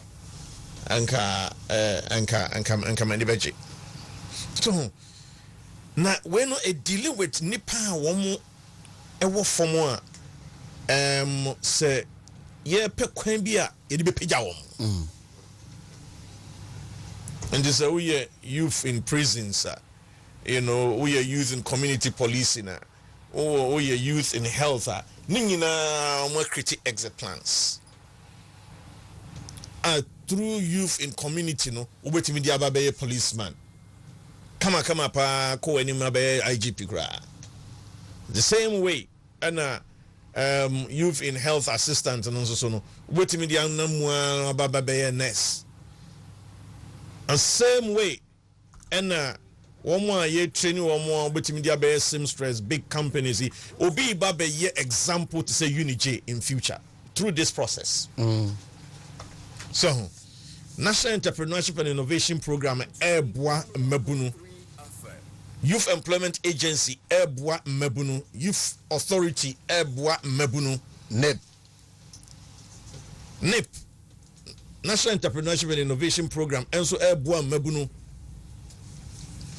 Omani omani dachi ede ni eti omuja na tambia na me kan ya na me kasi so se de Nyankopon wasi abo enipa no emabunu ejina potokasemo a unique position omodanso if we say ne ho odin ahoden uwa juma sesi anase wonye ne 16 hours shift mienu 8 hours obetumi aye yeah me to me so and the same time in as woman ye yenhye ya ye betumi atwe saa mabu no saa ahoden no ye be direct ahoden na momode ya de papa e be bo oman na se wan krokra ahoden no amana nkọ ba bia wode be adwuma amana aboa oman na saa ahoden no wode kofie adeponi a na obon hoka na obon hoka uchimi nam krom na omo abaye omo kwala omo ko prisoner very young boy 18 19 na yedo omo babonti a omo siesie krom ne omo tete gatesim na nse me hunu se saa nema no kosopa which is brilliant since ye dey nipa na tra on ya no aduane ama no na ya bon hoka na oda ho prison honam krom ayefi na gatemu aye choked. When I saw say omo yusu omo te gatem and all of that, I was really excited. And if you say Ohineba, why you are doing a brilliant job. Sure. Kofi Japan, you have come to add a lot of vigor into the way why Justin did a lot of infrastructure why in other regions and all of that. And if you say sana as I say econo Dr. V. Good morning. Morning. You very fine. Good. Quick one on why. Hineba may take your opportunity na mabo why for Abaso and Sir Martin. So the Jumedia will do Ashanti region. Na Mama Minian so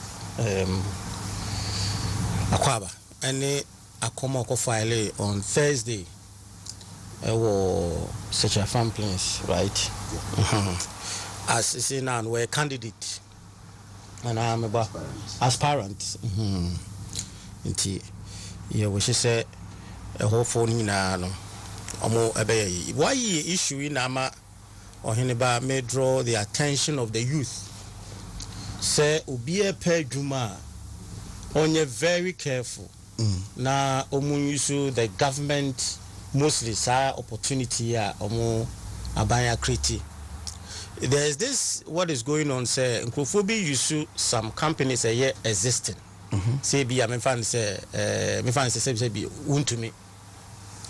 Na omu use mo logo no mo no mo the numbers be ato no mo the recruiting nkrofo with the intent of to say nyoma bone nkwa no mo meye. I know some ladies be omo a victim to some of these things. Omo emo akra maybe ye recruit se bia Kumasi fa ka be ma osika nyina se bra na oba they expect some babe pekeo every baby or no de call those kind of bia makoye oboni and ha bibisa or even sometimes kidnapping nti ye be sre ye youth no say even though o pa adwuma but also ye umo ani da ho now we are careful especially ye nuanom man ye man no also we are very very very careful say be ya on be a victim of some of these things. So basically will be the how be I say no. Maybe we don't know what result into maybe a bit me I say aden. Nti Ohineba dem dey ebe kan fa we home but in all no what I would say is say I will side with Mr. Ishak about a kwanya faswa ye dwumadie no yemmo ho the rule in such a way say why ye for emmo ho the rule. The MPP doesn't spend on how they are new achieving. They don't spend in that area. No mujidi say Jumano but say idea before say NDC for ya or be 1 or 2 but the will be see a common ni paritrimuno. I say what could see and I will baby. So go see room and the diaba. And that is a big challenge. I best say, I'm so calm. I was a judge ready, because so embarrassing. Say, look at what Sir Martin is giving out about the various models of modern banning employment agility. Why is community health assistant as more can say any colleges, nursing colleges, no din komo omo etua nkwala nom application fee forms ombeto mo etua or co interviewers ka de be komo etua I do maintain one some that maintain one some that sa koko pruni ne ya ka say to the extent that omo tua senator ma omo ahan dan ma omo water bill omo light bill abana na etua maintain one some that. And over 2,000 people are enjoying this. The work were not to me. Election time now. Because say. See, sometimes it's I don't know. Meaning the kind of strategy that the party is using and the government. And then why you ministries and and you sitting down for some of these things to happen. They do elections and some of the they don't invest in communication. Communication strategy for the government, for purposely, and also the party nankasano. And that is a weakness. Boswa. What do people need? What do people need to communicate to the government policies? A platform, people that be on church and that platform, number the information flow. Then you resource them. What do people need? Resource. Or be a communicator. Say or Benin nam so no sika anajo say common fuel or whatever. You want 24 communicators, you young ones, you mom we have to have a strategy and a resource some of these people so that they could stand on their feet. Ninya say sebi nkrofo kakra na ya resource omo no mo te sebi akra na bia betwam kwa ha ba bi no makogira no maka. That is not what we run. Political communication strategy. They should be up and doing. I just centralize your baby, and I even crown call regions in the crown.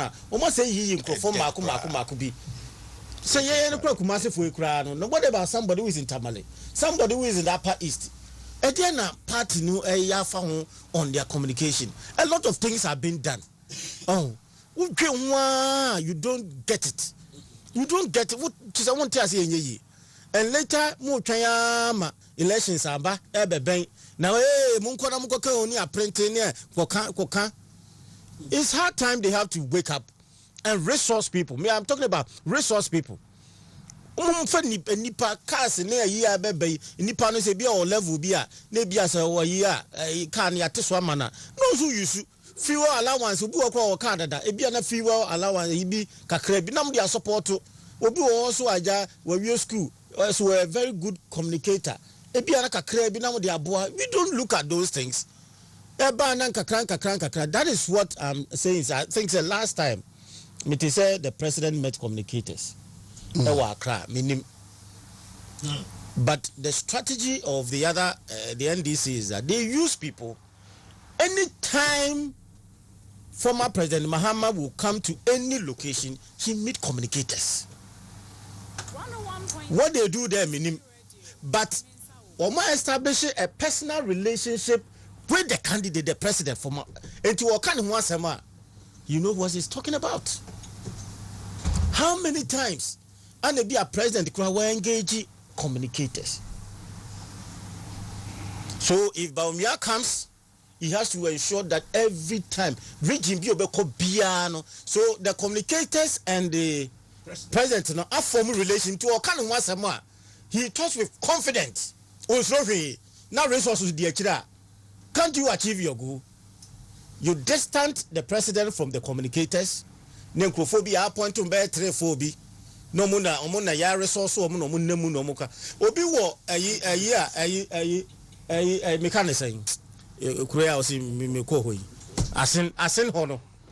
Who is a communicator there? What language? Community centers. Last week, Nambaga said community center communication tools. You know how many people, the MPs or the DC, goes there and talk to what the people there about what is going on. Yeah, DC no to come no corner question office no assign no nam kakra de omo ya de ndi obekọ grounds. But do we communicate? Does the MC or the DC go to that community radio way na ho engage womo? Did they do that? So munya krana, does the party make sure say communicators are language differences na language na omo ka ombeti ase no?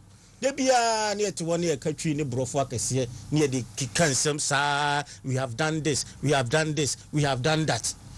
We should be up and doing in this area and stop because nyoma why you for achieve no you're visible on the ground but you don't see it. I'm not for beba bejranka say employment in your juma yen so employment yen hwe akom mache me ni amejoso e ma china me chia hwefo ne atifo ma me chia me nuan ma mostly me ni shark and me ni free martin so obodwuma me track ni bibia wo ye bia sure una mo nche so bi mfa ho ye hwede obi eye na ye bekoso abo mabaso se ne dachi bia no party no so munyi bedrum pempen so ye de be show monsa ye de show monsa hin ba ma me chia ma de share o se chia from place na me na o mo ase na no me ko file me form so drobon so no se wo videos ni euphoria na wo ho a na nyasem ketwa na me na academic petros so ase se mutu Dr. Fukuma odi mechi me koye ma mu ye du pa omo ho no ye kwa himfie no ba hima ase Dr. Fuku nti uni hima bechi ya nsense nti uni da bia o TV so kasa sa no so the euphoria was so big and high so omunya kwanyama me so me de me forms ekoka ho e de file mama ye the third person mama fa kwanya so nchia constituency executive sinya na me nchia mahimfo wo ho me nchia me nwan ma omo wa nwiro fi so any other communities ni nyina no krese party no ye bodwuma da bia ye ba tumfo ba bia obebo ho pampan no ehun hia no ba information flow I think say ye be lose election it to be one of the areas here ye be lose afa apart from infrastructure near the developmental projects ekoso no ehun da ubo no ye very key nti makase misinformation ya dia ebedi ye nyapa ewo se de yi enema no wo hwe enema Martin ebobo so ya mebe nyina na metie likewise de minua Ishak ekan no nyama bebre na ban no aye but wo fa se bia nkrofo nchirim ne nkrofo ntiase a ebinum besi ni trase if you said your town no sua wasa obechia de pa media medimani asem sa na mehwe various interventions ya ban no hwe so de bebo ama magunu ene omomon di adwuma ho so enya biaye na so de biaye da sorry a obisi nya adwuma enya ye mempese programs aye de ban besa be necessary evil ne say ye hwe ni sustainability mate ho no ya ne ho hia pa so the program should not be a necessary evil said the napco ye de baya efisi ye de beboa ye nuan machiri kra na ho asem asama abekasa de na ye kra na mfaso ni so but the last time I check here almost about 500,000 etiminya adwuma ye ma ebi no ho mo ezete say bia mo anya adwuma ebi no so fast akwanya no so de create job for themselves o hene benti ye koye anim no o se ye hwe sa ne mani nyina na ye hwe kwan befa so a ye bebo ho dawuro adwuma epe na fom but unya bia o se wo hwe ni na me ade bia de a me kan se nipa no so ye do mo awuram no o hene ba o mo so nye ambassadors to the program because we ko ba bi no bi ka ho asem na wanya bi ya o so otimi chirechirim se de menu enhya keke bi kura na brewa bi ho a wonim abane nhihye ya oye enti se ba se wo a wo wanya ho mfaso no wo ko ne ye ka ho asem a o mo so nye at least information agency a o betimi abo ho de e aye de amaye ye mbese be sa onapko de enti ye besre Martin mo ne o mo fit se o mo hwe na now say apart from resources no information flow yeah from baby a enema na happen no free ba no e be free aba omo communicators no there seems to be a gap exactly and they can't speak to data exactly they can't speak to facts exactly what he must say sometimes information via your radio so ne bia be na your party communicator what so na sem na wo kan class we need information about it here untimi nkasa yi ento enkrofo asum unsa we constitution of the party and the wisdom of the constitution no communication office no na enye elective is by appointment enti ehon so so yam said that bia yo se ehwe hoyie enye obi a wo be fa no so be delegate abeto aba mountain na ochinchina omra machine because ehon ye specific area na ehia expertise eni niam a obetima ya obetima akasa now they are convincing Crawford ama or Motimi at Abani programs as in Timestre say next time see appointment about the communication officers ya hear one although Jinan bet Macassa communication officer be crying about Okas one Casa already untimi Okas one Tradia on Tro Untimincho but we be Fanashim say or Baba to Abana as a delegate. Meanwhile we are making that office very unimportant and the constitution I understand okay what's it lawyer, I just said, who was carrying me now on Vancope and I said, me will be grabbing Vancope. Unless I have people who are ready to sponsor my campaign. Say, we Nipa 10 will be as Yabema will say, and the uncle. Any election days. So. Does that mean that we might have some selfless people? On bet my sum ye, we are ready, competent enough, Nansono. Away. Baby. If you hear us lamenting about the trend of our politics, that is what it is about. Says the same day, so why a millionaire or a billionaire won't be near politics. So let's hope we'll be saved by Ghana.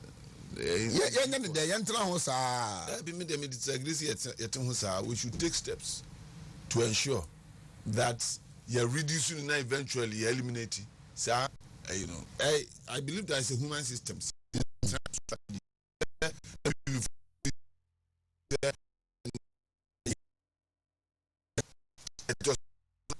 Now a bit maybe better, so that Uber 20% are do baby no to aboka because let's think about something that will solve that problem. Otherwise, the economy and look, na me can say a year ekotui and once na beba ho nyina ya camera who say bodi etwa ma ya camera because we make a big issue out of corrupt practices. A year 26th August special electoral college na yekotuno and once na betwa mo nyina ya mo cameras because the cameras who bodia kunu. Now, in your captain, we make a big issue. That be and once they become more I am a camera. I'm a penny. Yeah, the evidence of either vote by alleged or suspected. Exactly. Now, could you vote now? They could get 10,000. We need to prove evidence. Last me issue press for some evidence. And here the evidence, Baba. This time, anytime we make a statement, we make a friend or some reporter. You record it in come because we need to prove when we say. You get the point. And to me, two crofofo. After Franto, once no two more. Come on, be kiss or not camera bonable. But and a better I've spoken to a lawyer and a governance expert on this asset declaration. Lawyer Kromwanamono and Yama Bebre Haye and so I said, yeah, by funny saying, young funny sa, young traho sa, nyahriana. We are not committed to the right course. That's all. And because assets declaration, I can't answer man. Yeah. What the question Flobuna de Akoto? Ubiagram radiation. Go declare assets. That is impossible. The who declare assets, they also who need a very funny who says sanity, so that in the future you can be accountable for what you have. And the law as it is, idea is good, but the practice of it is bad. Also, declare assets. And then I can design managing to make us more 270 something. Obi the own council. I mean, there's a lot of assets declare your assets. Also, the Unyo and Unka. Yes, assets name.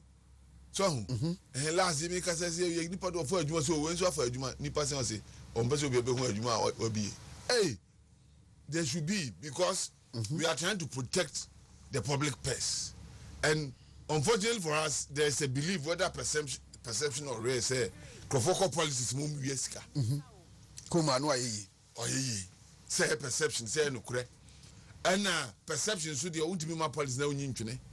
So on the TNT, the Akobani say, you perceive building a perfect political system where people who go to politics are like public servants. They don't come out to be billionaires after entering politics. If you go to Europe and other places, politicians are normal people. They are respected, but not in terms of making so much wealth. But in Africa, a politician is more than who could just do no because police obey ye jaw. What I say? You know one could chom kokromoti akodi sika so politicians we sika him. And see, it is a problem that we need to resolve. Otherwise, she cannot say the development individual special far. And it's a bigger project. So these laws were made to control all those things. But yet, what is the problem? Because when I check you, your laws. You can't. So when we talk of independence of the institutions and other things, this is where it comes from. If we have an executive president, and the executive is that powerful, there's nothing that can be achieved in terms of making sure that we check corruption. And you reduce the powers of the president and the executive, you create institutions more independence. I'm going to check the three arms of government without recourse to the president, without the president appointing them. When that happens, look, Domlevo case by me, I made the recommendation. So from the experience I've had with Domlevo, you're more opposition party at any time appointed Auditor General. Auditor General. Yes. To say the Public Accounts Committee, yes, the minority in Parliament and a so that they can indeed check the ruling government. But if I appoint you and you have to check me, I mean, can you imagine it? Special prosecutor crowd office is say, there should be somebody who has issues with the ruling government in the first place, so that say ruling government or ye be what may bold. Otherwise, you better say investigations, but now, if we mean to the leadership that is so crucial to our development as a country, a selfless leader who wants his name to be written in gold, not money, is what we need for the country. Leader Bia Obepesika Bia Mwa Ghana. The Opesia di gold trade dini, and he is here. So he won't protect his own. He doesn't want to create wealth around those who are around him, but to do something so that it will be said as soon as in a year. That is the kind of leader that we want in this country. We are yet to find one. And that is where our problems are. Now, media, Ghana first, no? I think that if I have to leave any legacy, I should fight for the well-being of Ghana. Yes, your course couldn't reading one. People should be so selfless that their project in this world or this earth is to make sure that their country looks good and is doing well. And that is the kind of leadership we need now for this country. And those values, don't find you leader. As a country, yes, I bet you look, everybody is growing. Young Africa, dear Timo. That's your baby. Yes, your baby. Yeah, they are no can. Why? Because who goes to a PSP are the difference in your camp of Yaman SP. Oba politics are Banata F. Near the Yaman. Who goes to the Madana's over to my leader? Who told you that? How many academicians are leaders? And it's our conception, so wrong. They are repenting from that. They are practically efficient. You see them putting things in place, implementing. Those are the people who are leaders. And you'll be a deep about retentive memory. All retentive memory is just obey leader. And what is the kind of scholarship that we are in school? Who are all retentive memory? You learn, you chew and pour, no defense. That has nothing to do with leadership. And that is the reason why we are where we are today. You first say you are sticking to see leader. Leader anya babadie. So and from educational system, kudos to the education minister, yes. Because look, we had introducing some of them was STEM, TVET. Because otherwise, first near the Anoka, and so name Kusiaga, but on they are very practical. So on personally sponsoring people to engineering and that's science. what we need. And yet the system where you chew, you pour, and you win. Yeah, we clap for you. Oma being pa and you could say who am I no him say. I go be no ni ma dey say Michiana de nanu nyae. Yes. And your guarantee is who best succeed you. Who goes good at my it's not a guarantee. I've seen a few of them succeeding. Because the wisdom to apply to succeed in life, no, and kabuku. Yeah. Nene we groni amrawo. Curriculum audition adi ehunya sansi no. A slavish curriculum no dibre. Ya nya to chafa ya ye wo ye mu anya. We will forever be slavish to them. That is an agenda, a bigger agenda of the white race. Leaders we choose to be leaders who believe in their blackness and where they come from. And the fact that we are, you see, Obi said, you be your finest brain because I'm go school here and see that, so also for those happen. It makes you a fine brain. Who told you that? I mean, why? It doesn't make you a fine brain. It doesn't at all. Yes, and we are capable of doing that. That mentality you have and can't who University of Church at the end of the how have they transformed the system? By their teaching. Adie me say me watch them adie na me nyasuni bambia. The impartation you gave me that has made me who I am. And we have a whole system that ought to change. Our political understanding of politics is wrong. Prima facie is wrong. Okay. And yes, sir. I have a message for you. Somebody writes, Honorable Usudonko, says, please ask Lawyer Kwesi to describe himself. He frowns upon monetization of politics, yet he accepts sponsorship to promote same. Yeah. And there he goes again crying wolf. Why at all do they think somebody somewhere is doing something wrong? Monetization, I'm against it. Sponsorship, Obia no Obeko politics more. Oh, he has sponsorship, sir. Poster it ought to be financed. My position is as if I'm going to. Most of the sponsors seek returns. Of course. That is how it is. They seek favors. I am aware of it. In fact, this is not the first time I'm making this point. I said, Semikrom Hina and Fremi and Mimkodi MPO. This is my Bob Ramon who said, this is a man who has some values. Let us invite him to lead us. That's what I'm saying. I will not go and bribe my way through. My man penny far from say bra, you share one most tennis. Now me make my call micro man penny far by micro market me MP kunya. Because you say me hon so here. I don't have yes to contest. And I am against monetization, sponsorship I'm not against because so I could be president and so could pick a form. That's only 50,000 now when any palm mama 50,000 that's just a one cuz I won't be president. It doesn't have to come from you yourself. Okay. People should be ready. Believe in you. Yes. Otherwise, how can you be a leader? And he said, Obi se men call campaigner was me pick up ni. J. That is how we do it. But men go pay sika bonne and me to pick up when I don't have it to do that. That's what I'm saying.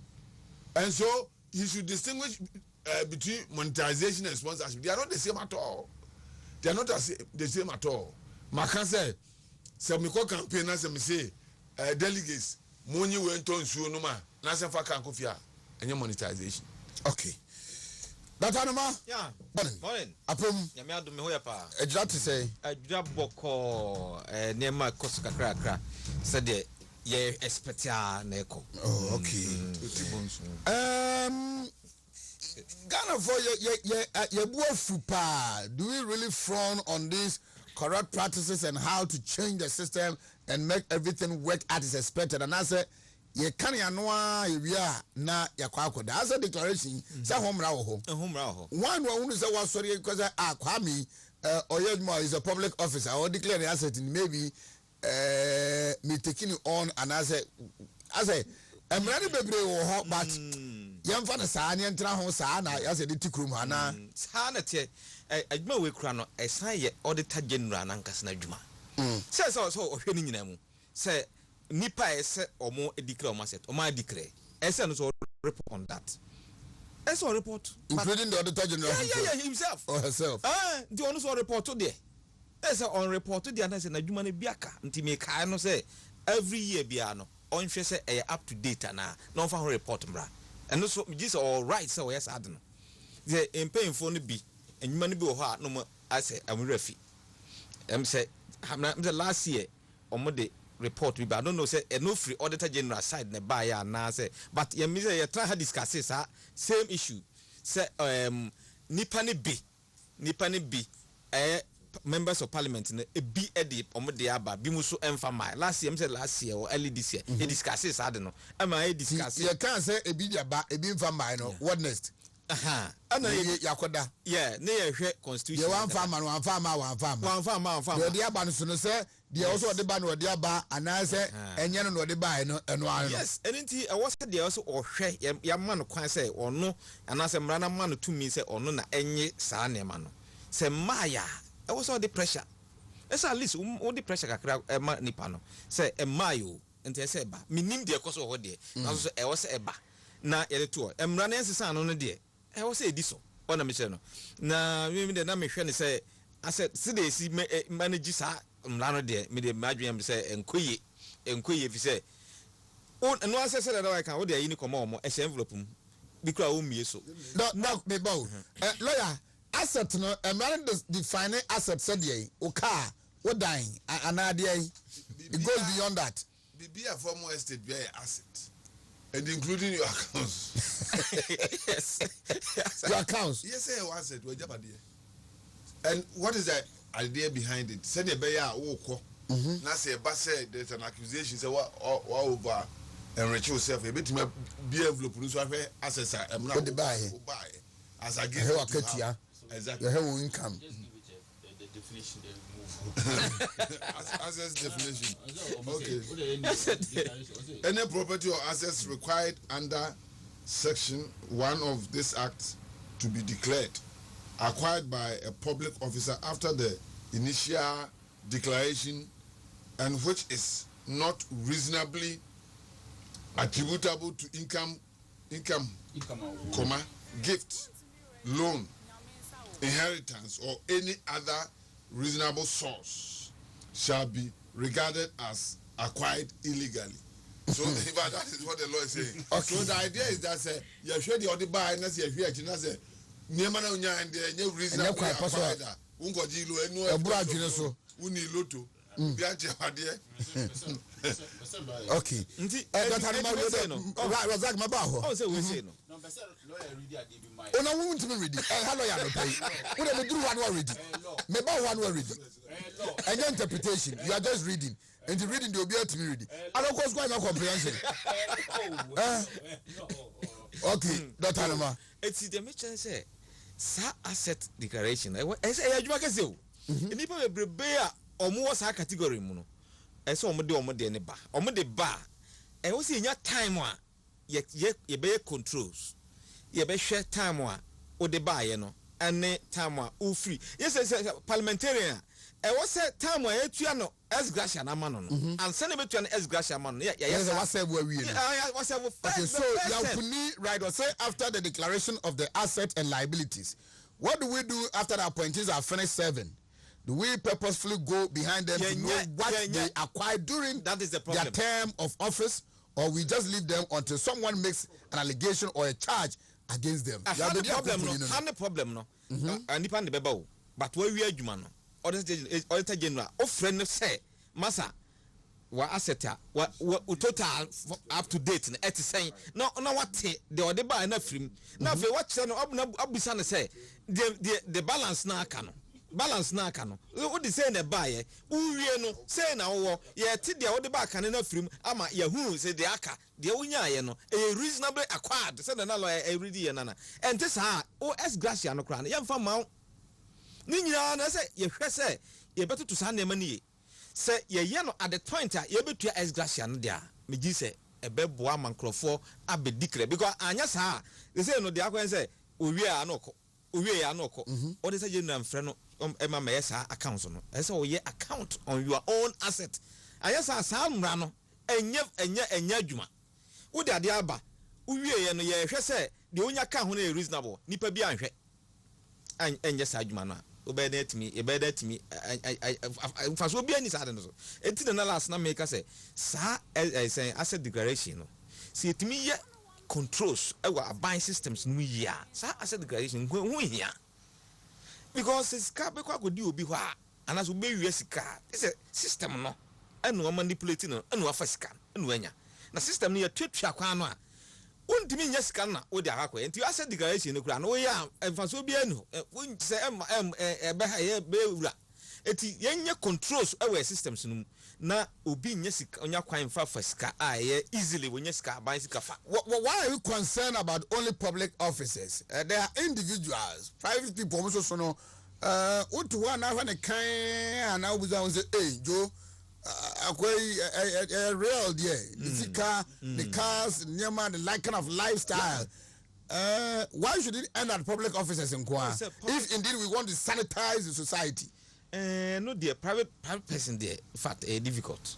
Maybe anyone I should share my I bet me dealing with such things. Where a criminal, police version.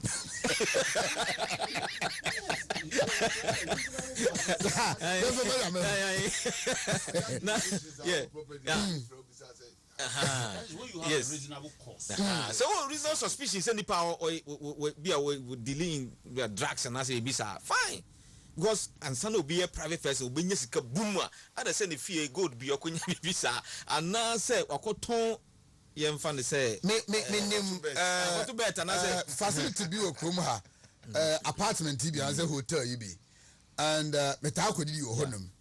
There are these young guys the one you cry about 21 22 yeah a binumu at na hotel honum for about 8 months what did you want pa what did you what did you that's right yes and omu rate no the least of women 1,100 Ghana cedis a night that was even about last year November October honum. Shouldn't we be concerned? I don't know. It is a suspicion, no? And the busa umasino was that maybe we hold dinner obi ebe pake ni Maybach. Benz Maybach. Then 10-15 minutes kolana ba kwa koka no ho obe jemu ana. Obe jemu say obeton. Say obeton a omu ye ready to buy. And then the manager of the facility told me say nipa dia go no boboa ombetuaka so many criminal activities koso system we mu nipa bebre kunkum nipa omunya public officers need to be concerned untimi enkoche no and the public officer there emrada ho but na me ka say nipa o yesa no say wo reasonable suspicion and no investigations na o kan report no na police na emfa bia yoku na say na omo ni rachi kakra ibenya na sa mu aso anya sa de a public officers go na sa mra we ye ma wo mo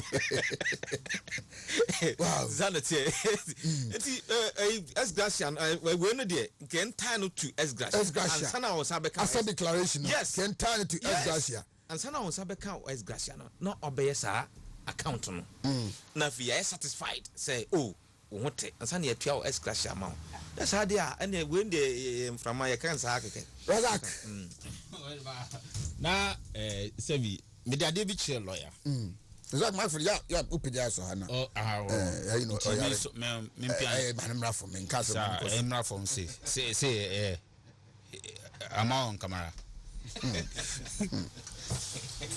meet you me dey be lawyer easy ya how ni na entry na ya abande yen on the how no but first of all I disagree with lawyer. It's very unfair. I think it's unfair on lawyers so because lectures no more university so much the impact of the I think they have brought an impact. Ebina ama on lawyer no to some point I agree with him. You see I have many a times questioned the effort we are making to close the seemingly gap between academia and then research and then industries. Is it wow. A lot of research work has been done. Who say Oimba? I no fee. You be a mama and papa. I said I try all possible best. So I'm better. Ye don't be emfa. No exception. Yeah, well. No, yes, lawyer. You more. so fatherly and motherly care no found the lecture ne be bia no father ordinary fatherly and motherly care no where nya bi but wetima ono atima hye no ho so ama sabi o di no ho mfaso ama the society na di no ho mfaso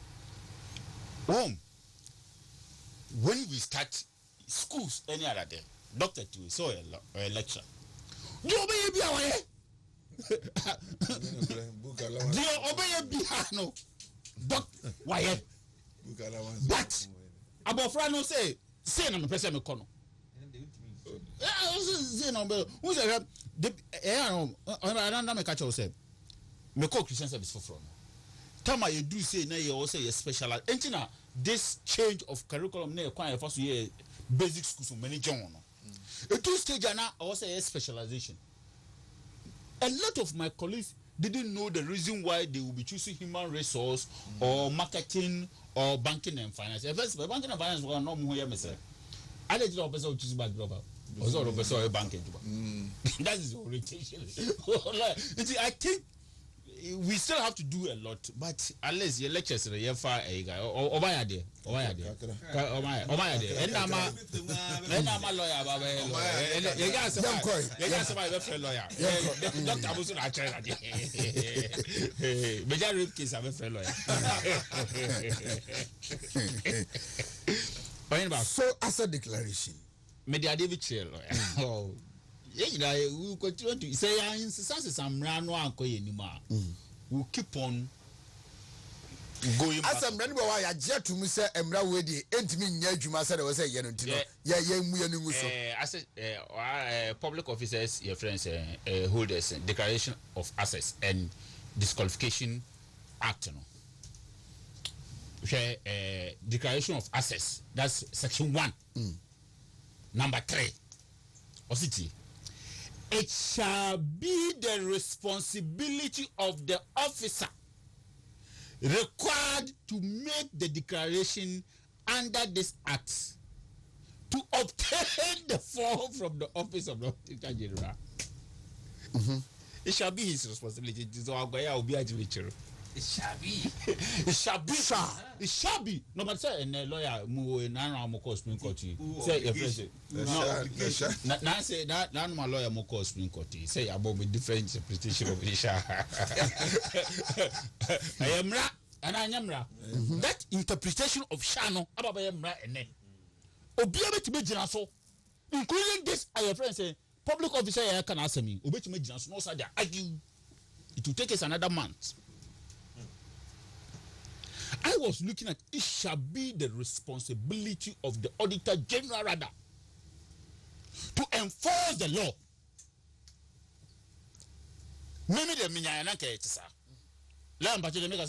It shall be the responsibility of the Auditor General because on the enforcing law no. But me layman I mean also it shall be my responsibility. My shall when they check him what I say my and I say me. When they check me. When they check me, say either say my year and I say me yeah. When they check me, Doc, they make a what I say. When they check me, but Auditor General now also I declare access at the man no. And now, oh, Razak, you see, I appoint you DC. Wow, and I for Beji cut and fill a form. And I said by the time I obey appointment letter and Bibiana, let's have form at the name. Now, over failure, a responsibility. Our a checkpoint point to be also yes, I don't know. Now, a document go straight to Auditor General or them the car. We can track the system. But it shall be my responsibility. Me so amanya obi ancheme. Me because obi antimi timi. But obi ama say me becho say adentina wanye. Obi ama embe sam say adentina wanye. So ababa norm say they say ababa kwan a ye twa to on say wanya unya obi man track o. Enti na hosa. Enti say the system ni tie no. Me I think that yen hu kwa a responsibility of the check omo check here no so more than say yen. Because obi enu a opay your friend is saying opay so for me de me hu kwasha mram me de hu kwasha mram but mnani na ono eye na djuma no say ye na djuma me if you say sudden eye Auditor General should have your friend saying so what your friends offices across the country. A section of the office should be constantly for saa no money na air check it. Overcall a session of the office. You know, a session of the Auditor General Office or Ashanti Region. It should be solely on access declaration. Not all check it, no movie to public offices. No all check it, no movie. But say it shall be my responsibility now. Police ni biya mba cheme. Na ma mayen so na ya. It shall be solely shall it be.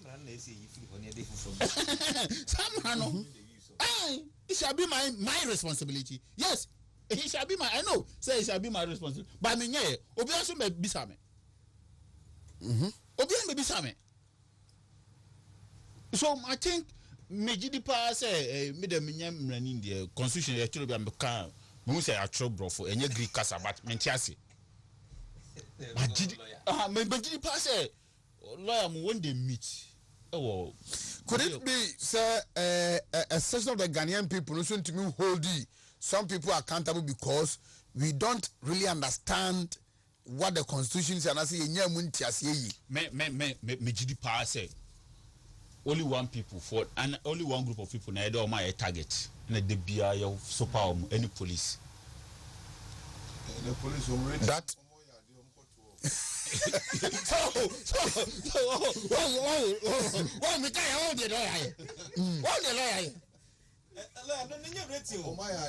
the amount of average amount of money and no rank amount and the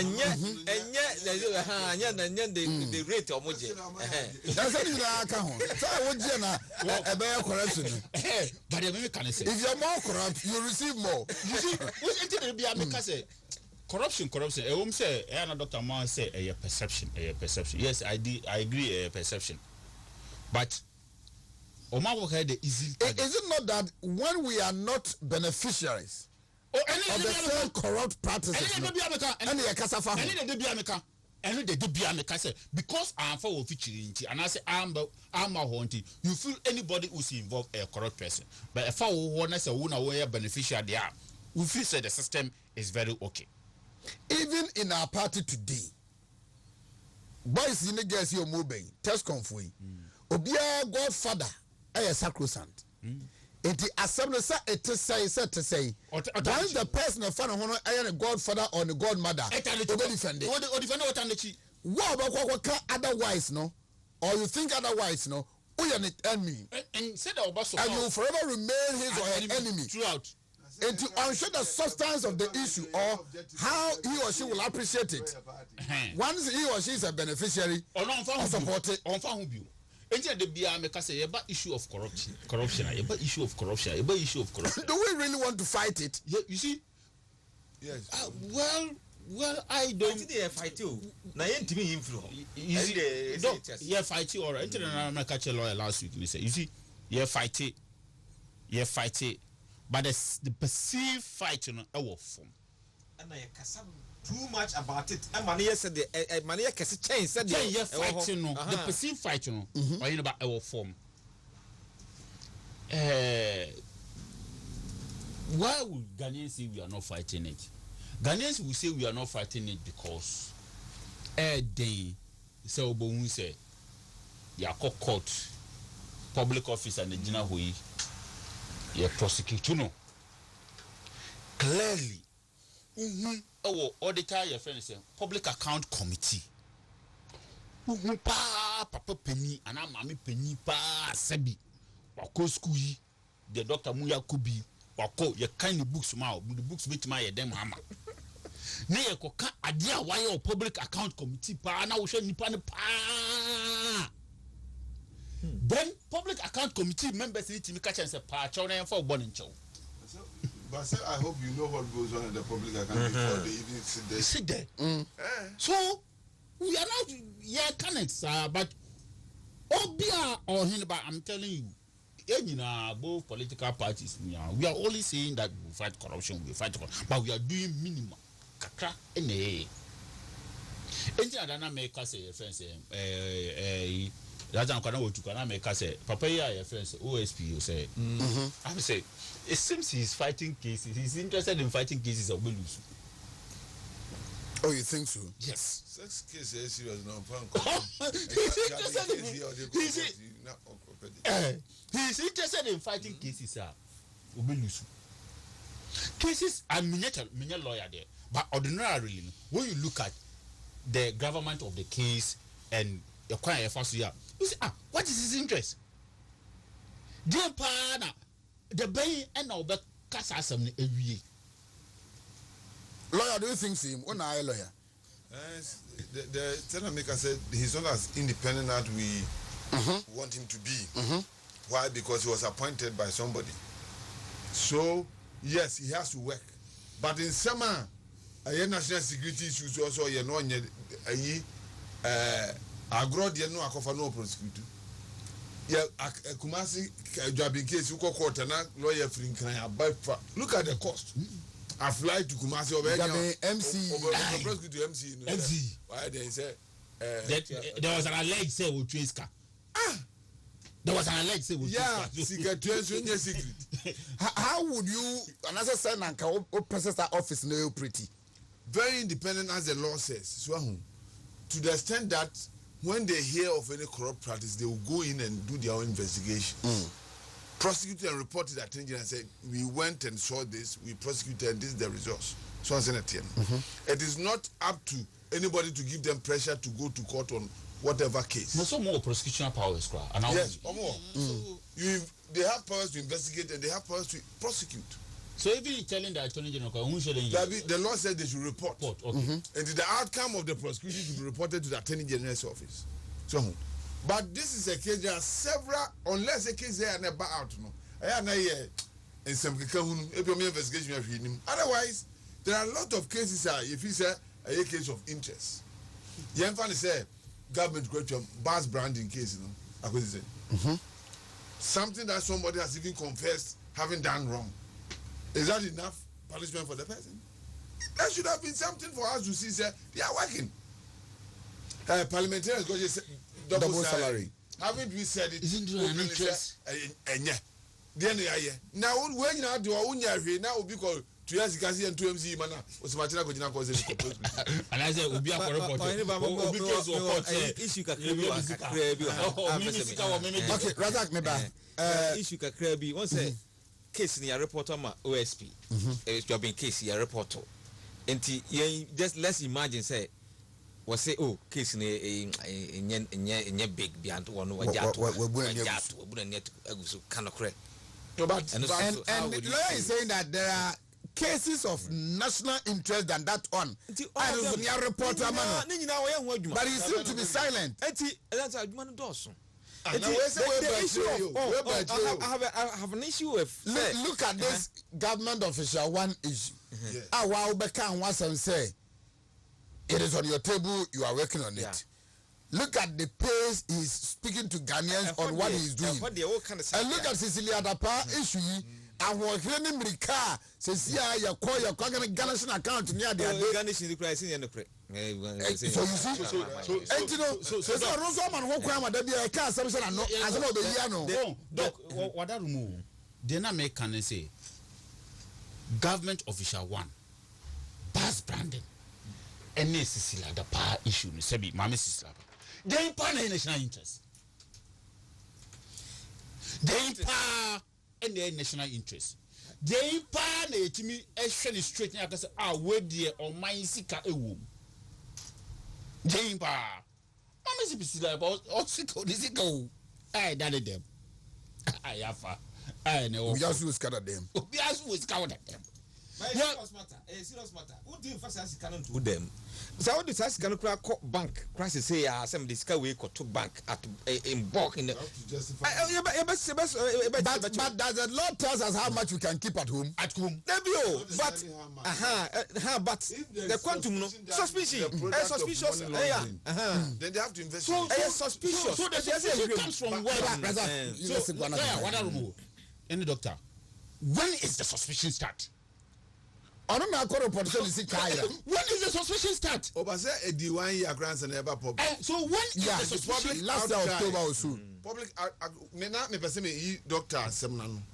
Say in prosecution, you take time to look at the facts and evidence and assess whether or not you succeed so quarter. And yes, will be kind of look at the court. And do the job in a court now lose. That is what assessment? Are you inefficient? You should have assessed to know say we're 65-45. And the Miko is likely who's the Marini. The whole starting at the case any Razaka case will be any that's what you are creating an impression. The first thing you have to do is obvious case about more society near Kase why I don't know how to concentrate on. No be to play free a crowd and be prosecuted. Me free office of special prosecutor. And you ask yourself, sir, issue how much was involved? You're like Kesi Ejabin, a lawyer, sir. It's what when I hear him speaking, when he's making laws, and I enjoy it. Ever since I resumed with the office of the special prosecutor at the case, and I conclude. Why investigating you know but on my brother now after young cop but the lawyer say what the cameras are come me was a camera no dey say me say ehu ehia if you say what me the camera na the whole country what ayi corruption ne as a declaration so we jump here kwesi one back where is so interesting there was camera na work no dey me say camera no there was ubetimi do camera cut the whole of the 16 regions popo na camera sam no popo na there's possible so ubetimi the camera cut na say was or can be he's saying that they are alert yes and not camera as well the camera come over baby about me say obi or go to Jessica on that day. And you're possible so what the car every regional center here to Abana Akoma Obiska. And you're possible. Do camera no for goofy.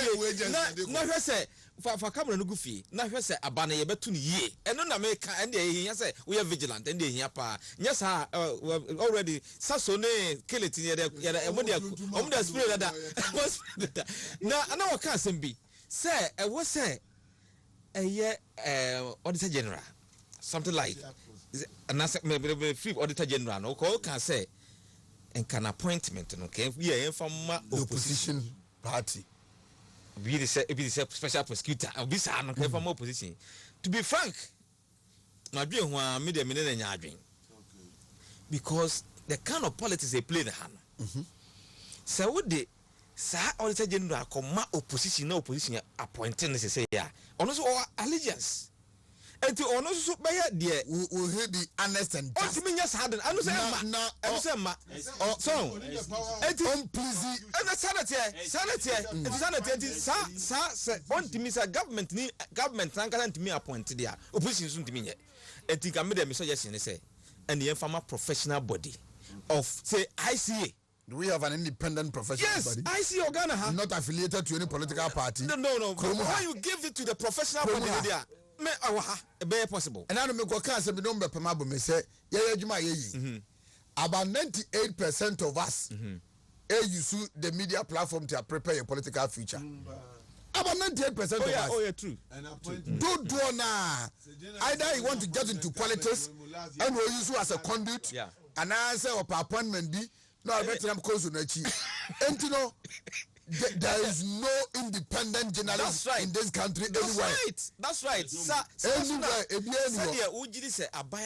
You can be slightly objective, but independent. But as you are saying, you know, say Abayan Ankasa appointed or the general no independent. Opposition to me appointed independent. It is but BN was always a problem. No. Okay, my follow 2 minutes on that. Razak to then you call special election. And you're not prosecuting. It's a fact-finding unit. And to or finding out the facts now, or the call before from you can prosecute. And this or have bias with his finding. He'll be exposed when he goes to court because you have to lead evidence.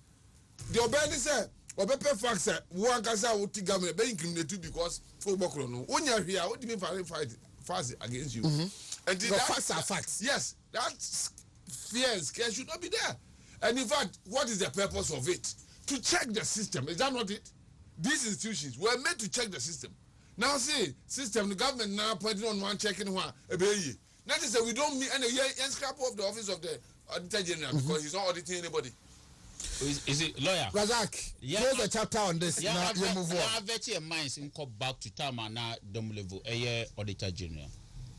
So be kaya Public Accounts Committee. saa time no na oye your friend say na NDs aban na won public account committee on countless occasion rule say amanfo nko twiska we nko twiska yen twiska na emfa ma aban auditor general na ote hono ono also enforce law no or enforce no ote hono because he think at that time probably na ban also probably I want to be very safe because lawyer cases in also and yes no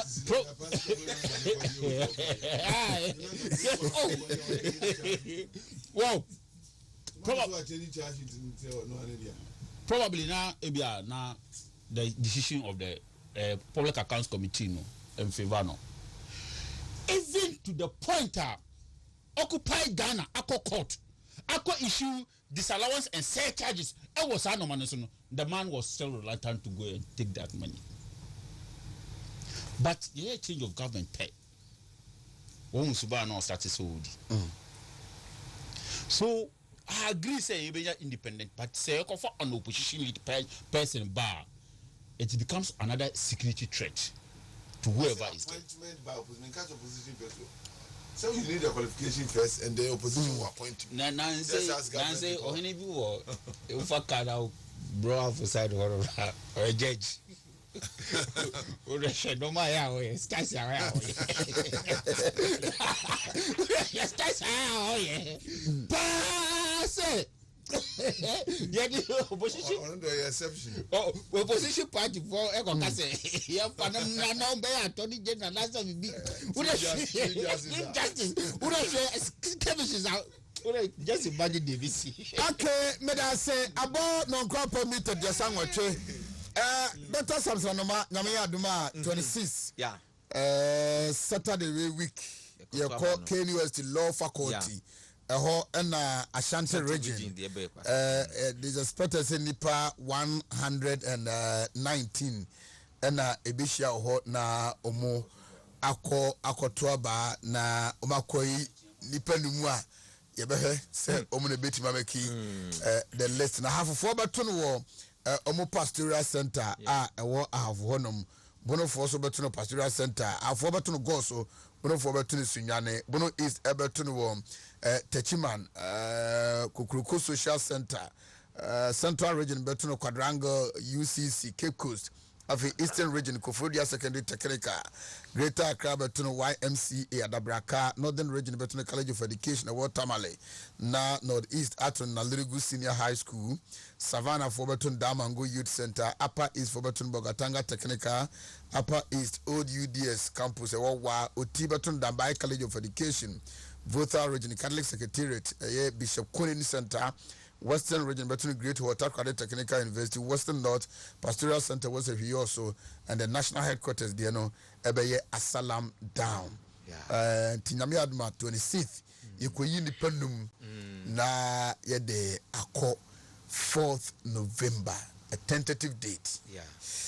If I should put it in another term, I say on the 26th and 25th, 26th, yeah. 26th, MPP Special Delegate Conference is going to elect Dr. Mahmoud Baumia and 9 others. I'm going to election on Dr. Mahmoud Baumia and 9 others. Na omayi for abeka Dr. Mahmoud Baumia na omotimi ako November. Sana me huno. This is how I see it. Na me mom de lawyer nana me tunifu kakra. Your book is title. Your book not the others Never. What's it? Dr. Baumia and 9 others. 9 others. And a lawyer also say. Your body didn't come first. I said the others. Oh dear. Your book is in your book case, yeah. And to when I was at the list, I Kennedy Japan and Daffy. You go to Japan and 9 others. Okay. Did I mention lawyer me too for say? It's also make effort so much evidence. Said what he can kind. But I lawyer say. Adaina umajo mu say obi bedi boni. That's right. Because we are going to have a very fair, free and transparent process. the shadow is weighing down. And no answer no because they say no they all hear evidence ya or the be can say yes no. That is what lawyer is saying. Now Oria when you asamaka. That's right. And the lawyer say a campaign na some yirimu. Na se duru honuma ya yiri ya mo yiri mo ho na mo hwɛ mu na obi anye basabasa ye bi ni ade na election de said the okay no the memedi kan Dr. Mahmoud Baumia and Nayades and when the criminal case asamo but MPP delegate election Dr. Mahmoud Baumia and Nayades ebiana lawyer nipa abam bidie possible obebam be 5 no obebam na minim say Alan so say we make effort no obeba na a Greek minister so definitely obebam ti menya for the fifth you didn't use the word definitely. Oh definitely obeba Never your patrons Ashanti region patrons make us over this obeba Oma you should disclaimer Mr. Oh me sure say me very sure say out of the 10 no or out of the 9 no or out of the 9 no me say out of the 9 say 10 and 9. Oh, one is out of it. One is but against the 9. Yes, 1 against 9. Sanity. It is 9 no mun year per 4. So 4 no na manya 3. But we said third one na ebeye Greek minister. A Greek minister one we need the bebre but wakwase wakura fam kakra.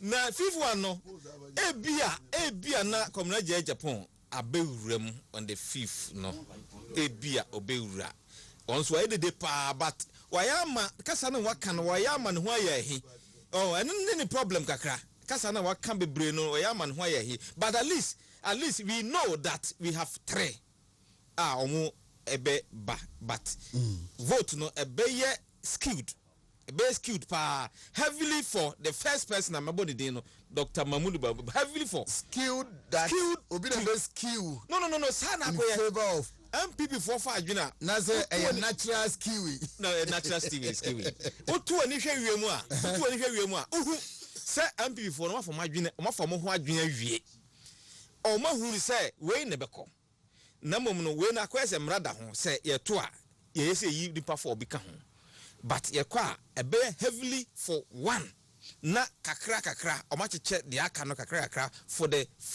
last 4 na aka no na o ma yi omo na o ma be aba na minim say ebe decisive bia even among the 4 no ma be ka no ho no kra bi mbeta decide say so is it worthwhile to pursue November there no eti saa na beba say the wom say microphone be a campaign mo to tu awuram in fact so ko hin ni la ko hin ni mu am say aka me de o me aka me say we see of staff la ko na hin ni mu a ana me study say on ka me but ebi ebedin pa okay let us say you got 26 why the cameras or why are you so alert? We are alert because money system nini money election managers nini oh say with the system there it's supposed one person you suspect your own party of wrongdoing. The beginning of this whole exercise it has been the complaint of 9 of the candidates say the system is supporting one person and there's no doubt about that and I answer a personal investigation I review that Kusi the in charge of monitoring friends so there be papa I publish a tariff Kusi Buafu o say about ya to awie na formality oh na say of the government na say your take bia send your can no there confidently maybe or they shape for interest and in yes or you will be comfortable ladies say oh no or the ginger base no the I can say yandi him say free and fair the any be win no lawyer I don't agree with you That is okasa na just say more ni a abale nye free and fair. Oh, that mean cancer cry. That mean cancer. O say mo de e free and fair mo na mo ba say any be win. Ti say more ni a enye free and fair. Oh, it could be free and fair. Say election there who come out with your projections. What does say? Ebia yen the appreciate say yen most popular no. Ebe ebia na ntisa. But say bibia to na akwan mu a. Say proxy say you two proxy votes as say the understanding we have had is that omo abeba abeto omo ade. Minim Omo ma asembeba. Another make has one of the aspirants. O no we din komo say Ashanti region obenya 2. Na enipa we de omo vote ne dia. San kwofo no so. Minu mo din komo no mo bubo nipa 5 possibly. Omo make ya. Say nipa na mi da omo bu enu so no. Omo money din go bon ka 5 ru hu. Into projections might sound very convincing. Oh yeah, I understand. But in reality, it could be different. But certainly the point is that we are asking for fair play. Fair play. And we have every cause because maybe to way my office have information say people have been assured some to be voter who could 10,000 Ghana cedis. You can choose not to believe it, but the intelligence in the year, so and you know. And I have recordings of those because this time of me I'm recording. In fact, and you know, you say something is there. And the end, the honey mechanic had some more evidence for him. Near they come near the once and two many months natural what they are. Put me in the fact. And then we have invested, and you know we can do that.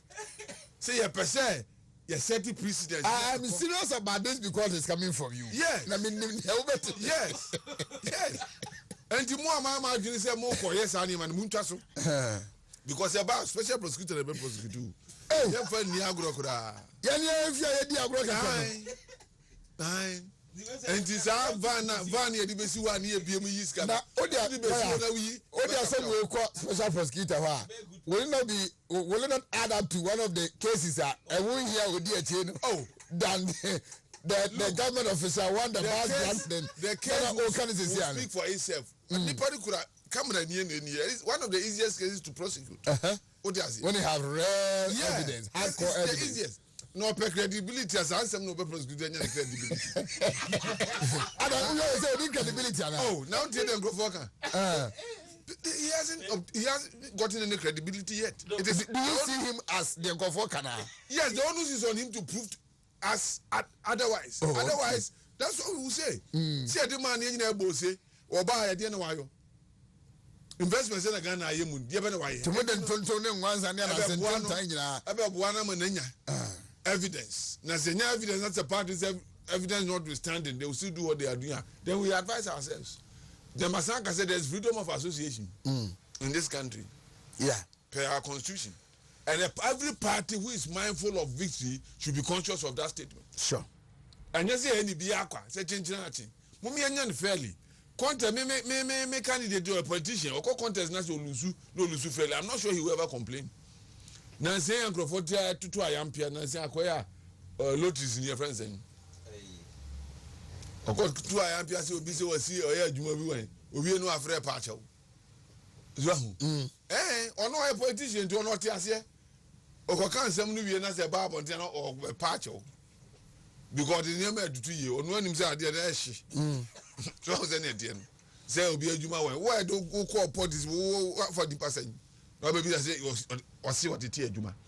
Radio station and no Coco Casa Horn. And Yanadia. When you say what Juma, say or say, on a radio station no Coco Casa, when him say, will be there. When him say, Juma, yeah, or no, say, so you can wear his belly. Or when your position with the food. Then I will be the go of the video of the investment. We just gonna do Yama or Fubeck. The first of the year, you want money penny, no penny be and to one year, the deal no investment. No, you say what for Juma, Momo dear. Is there a question to ask? Will be an engineer say another you for just a sebi. Now, do you know obey her? They will be what Yakofa. Some go to the ones at Oka.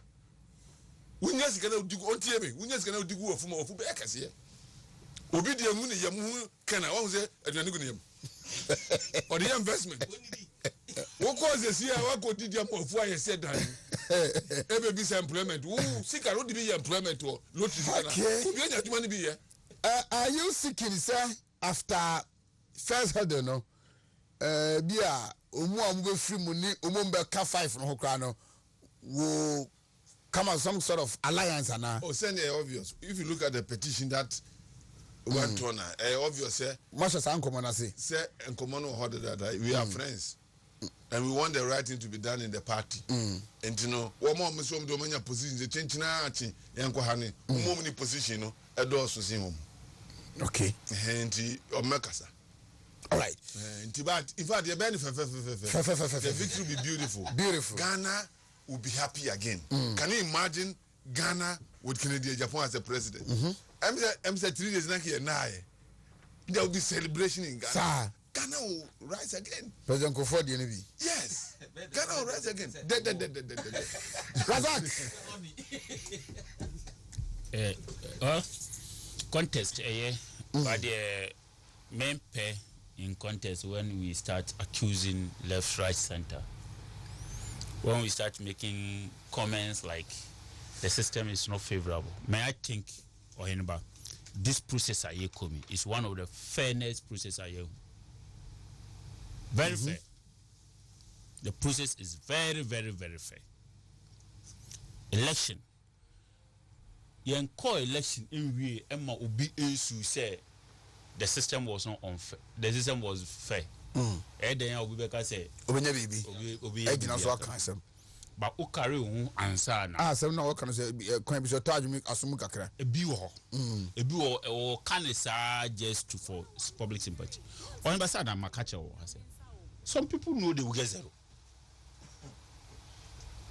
in this election I'm for be they will get zero.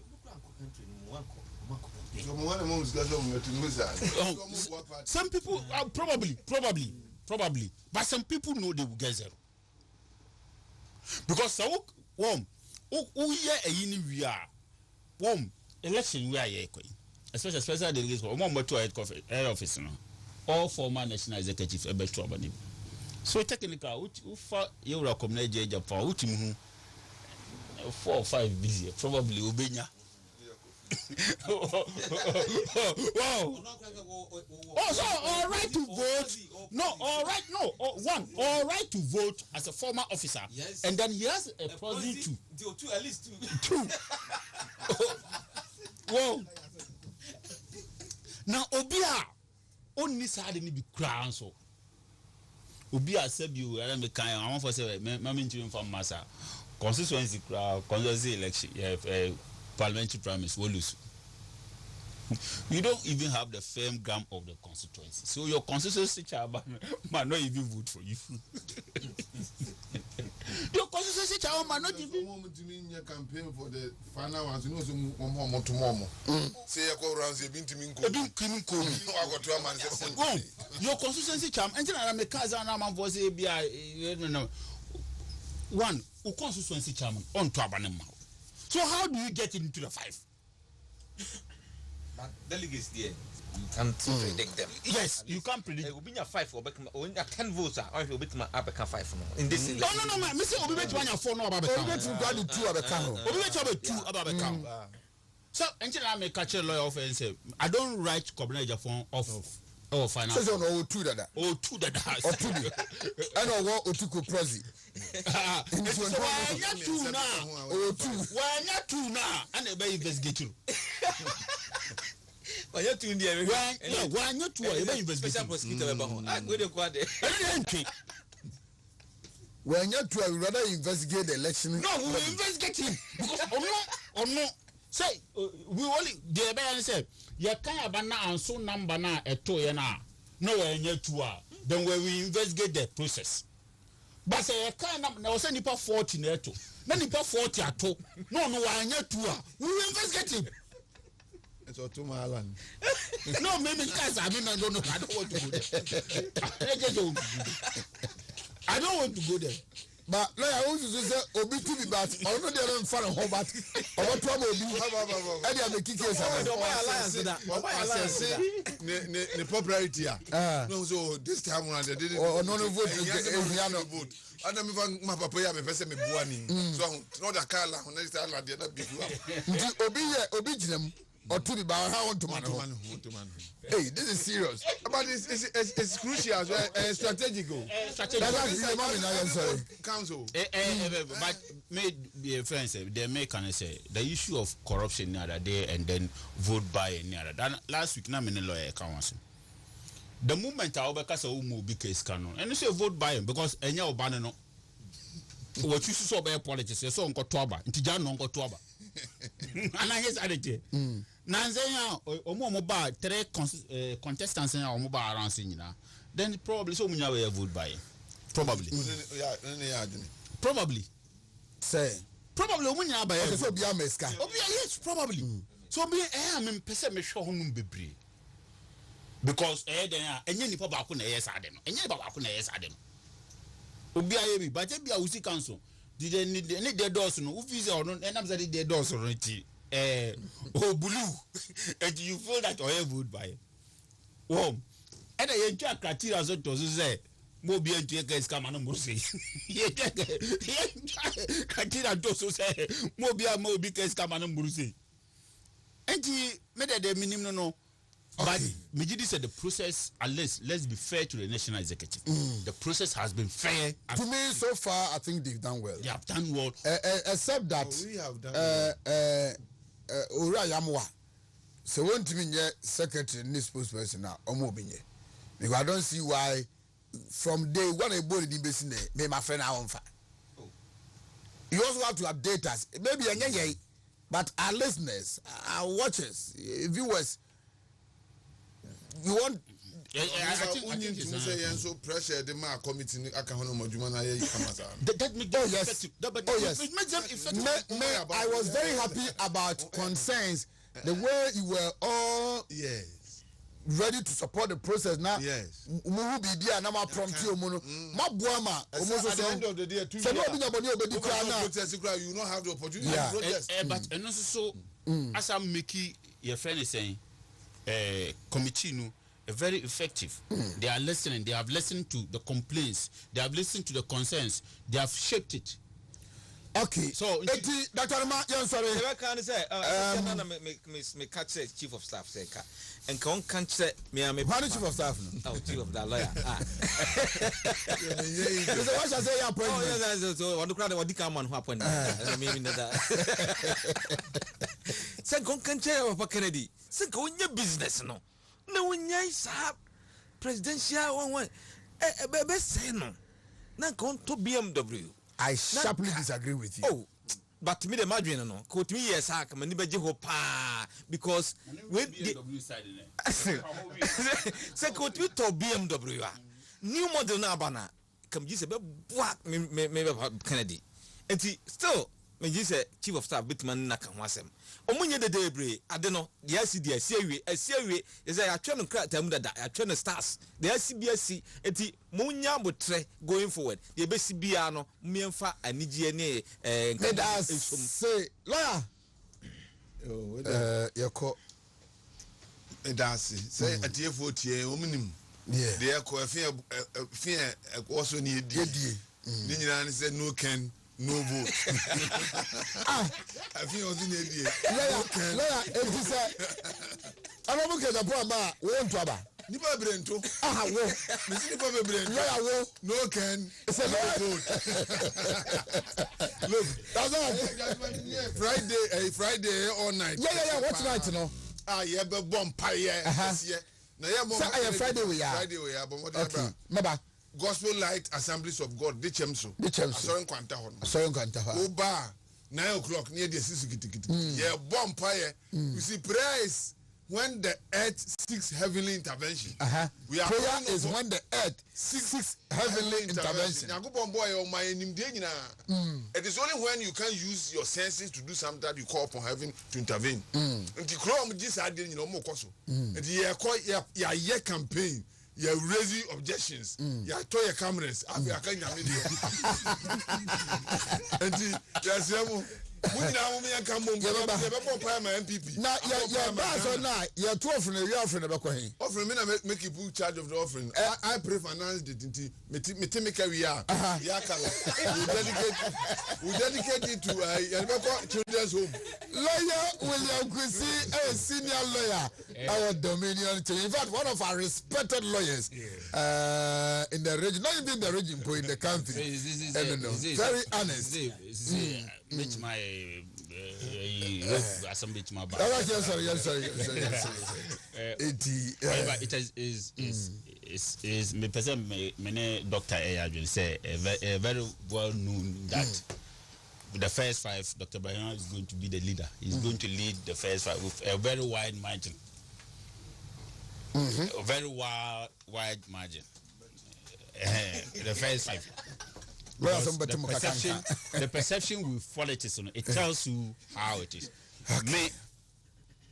I know Dr. Baumia is going to win the first stage, and he will win the second stage, and subsequently become the president of the republic. Lawyer so. Well, they did you, but they to be an appointment now.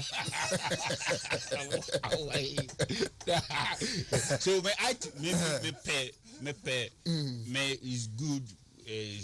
When Emide say we don't do amount for a kind amount for automatic tribal politics in Sokakra amount for automatic nepotism in Kakra, but I was some in the Kaitreven and Kaide. First you are dog Yamko. You see upon the can say corruption. I are not yet too much against. It's a way to compare corruption and cost one Casangasa, a be any attempt too much. And the Momayan share near Rude no credit, near Yes, I gonna, yes, say, Uncle, I want to do. That's say. Okay, yes, so now, Abu Swabi, Abofra.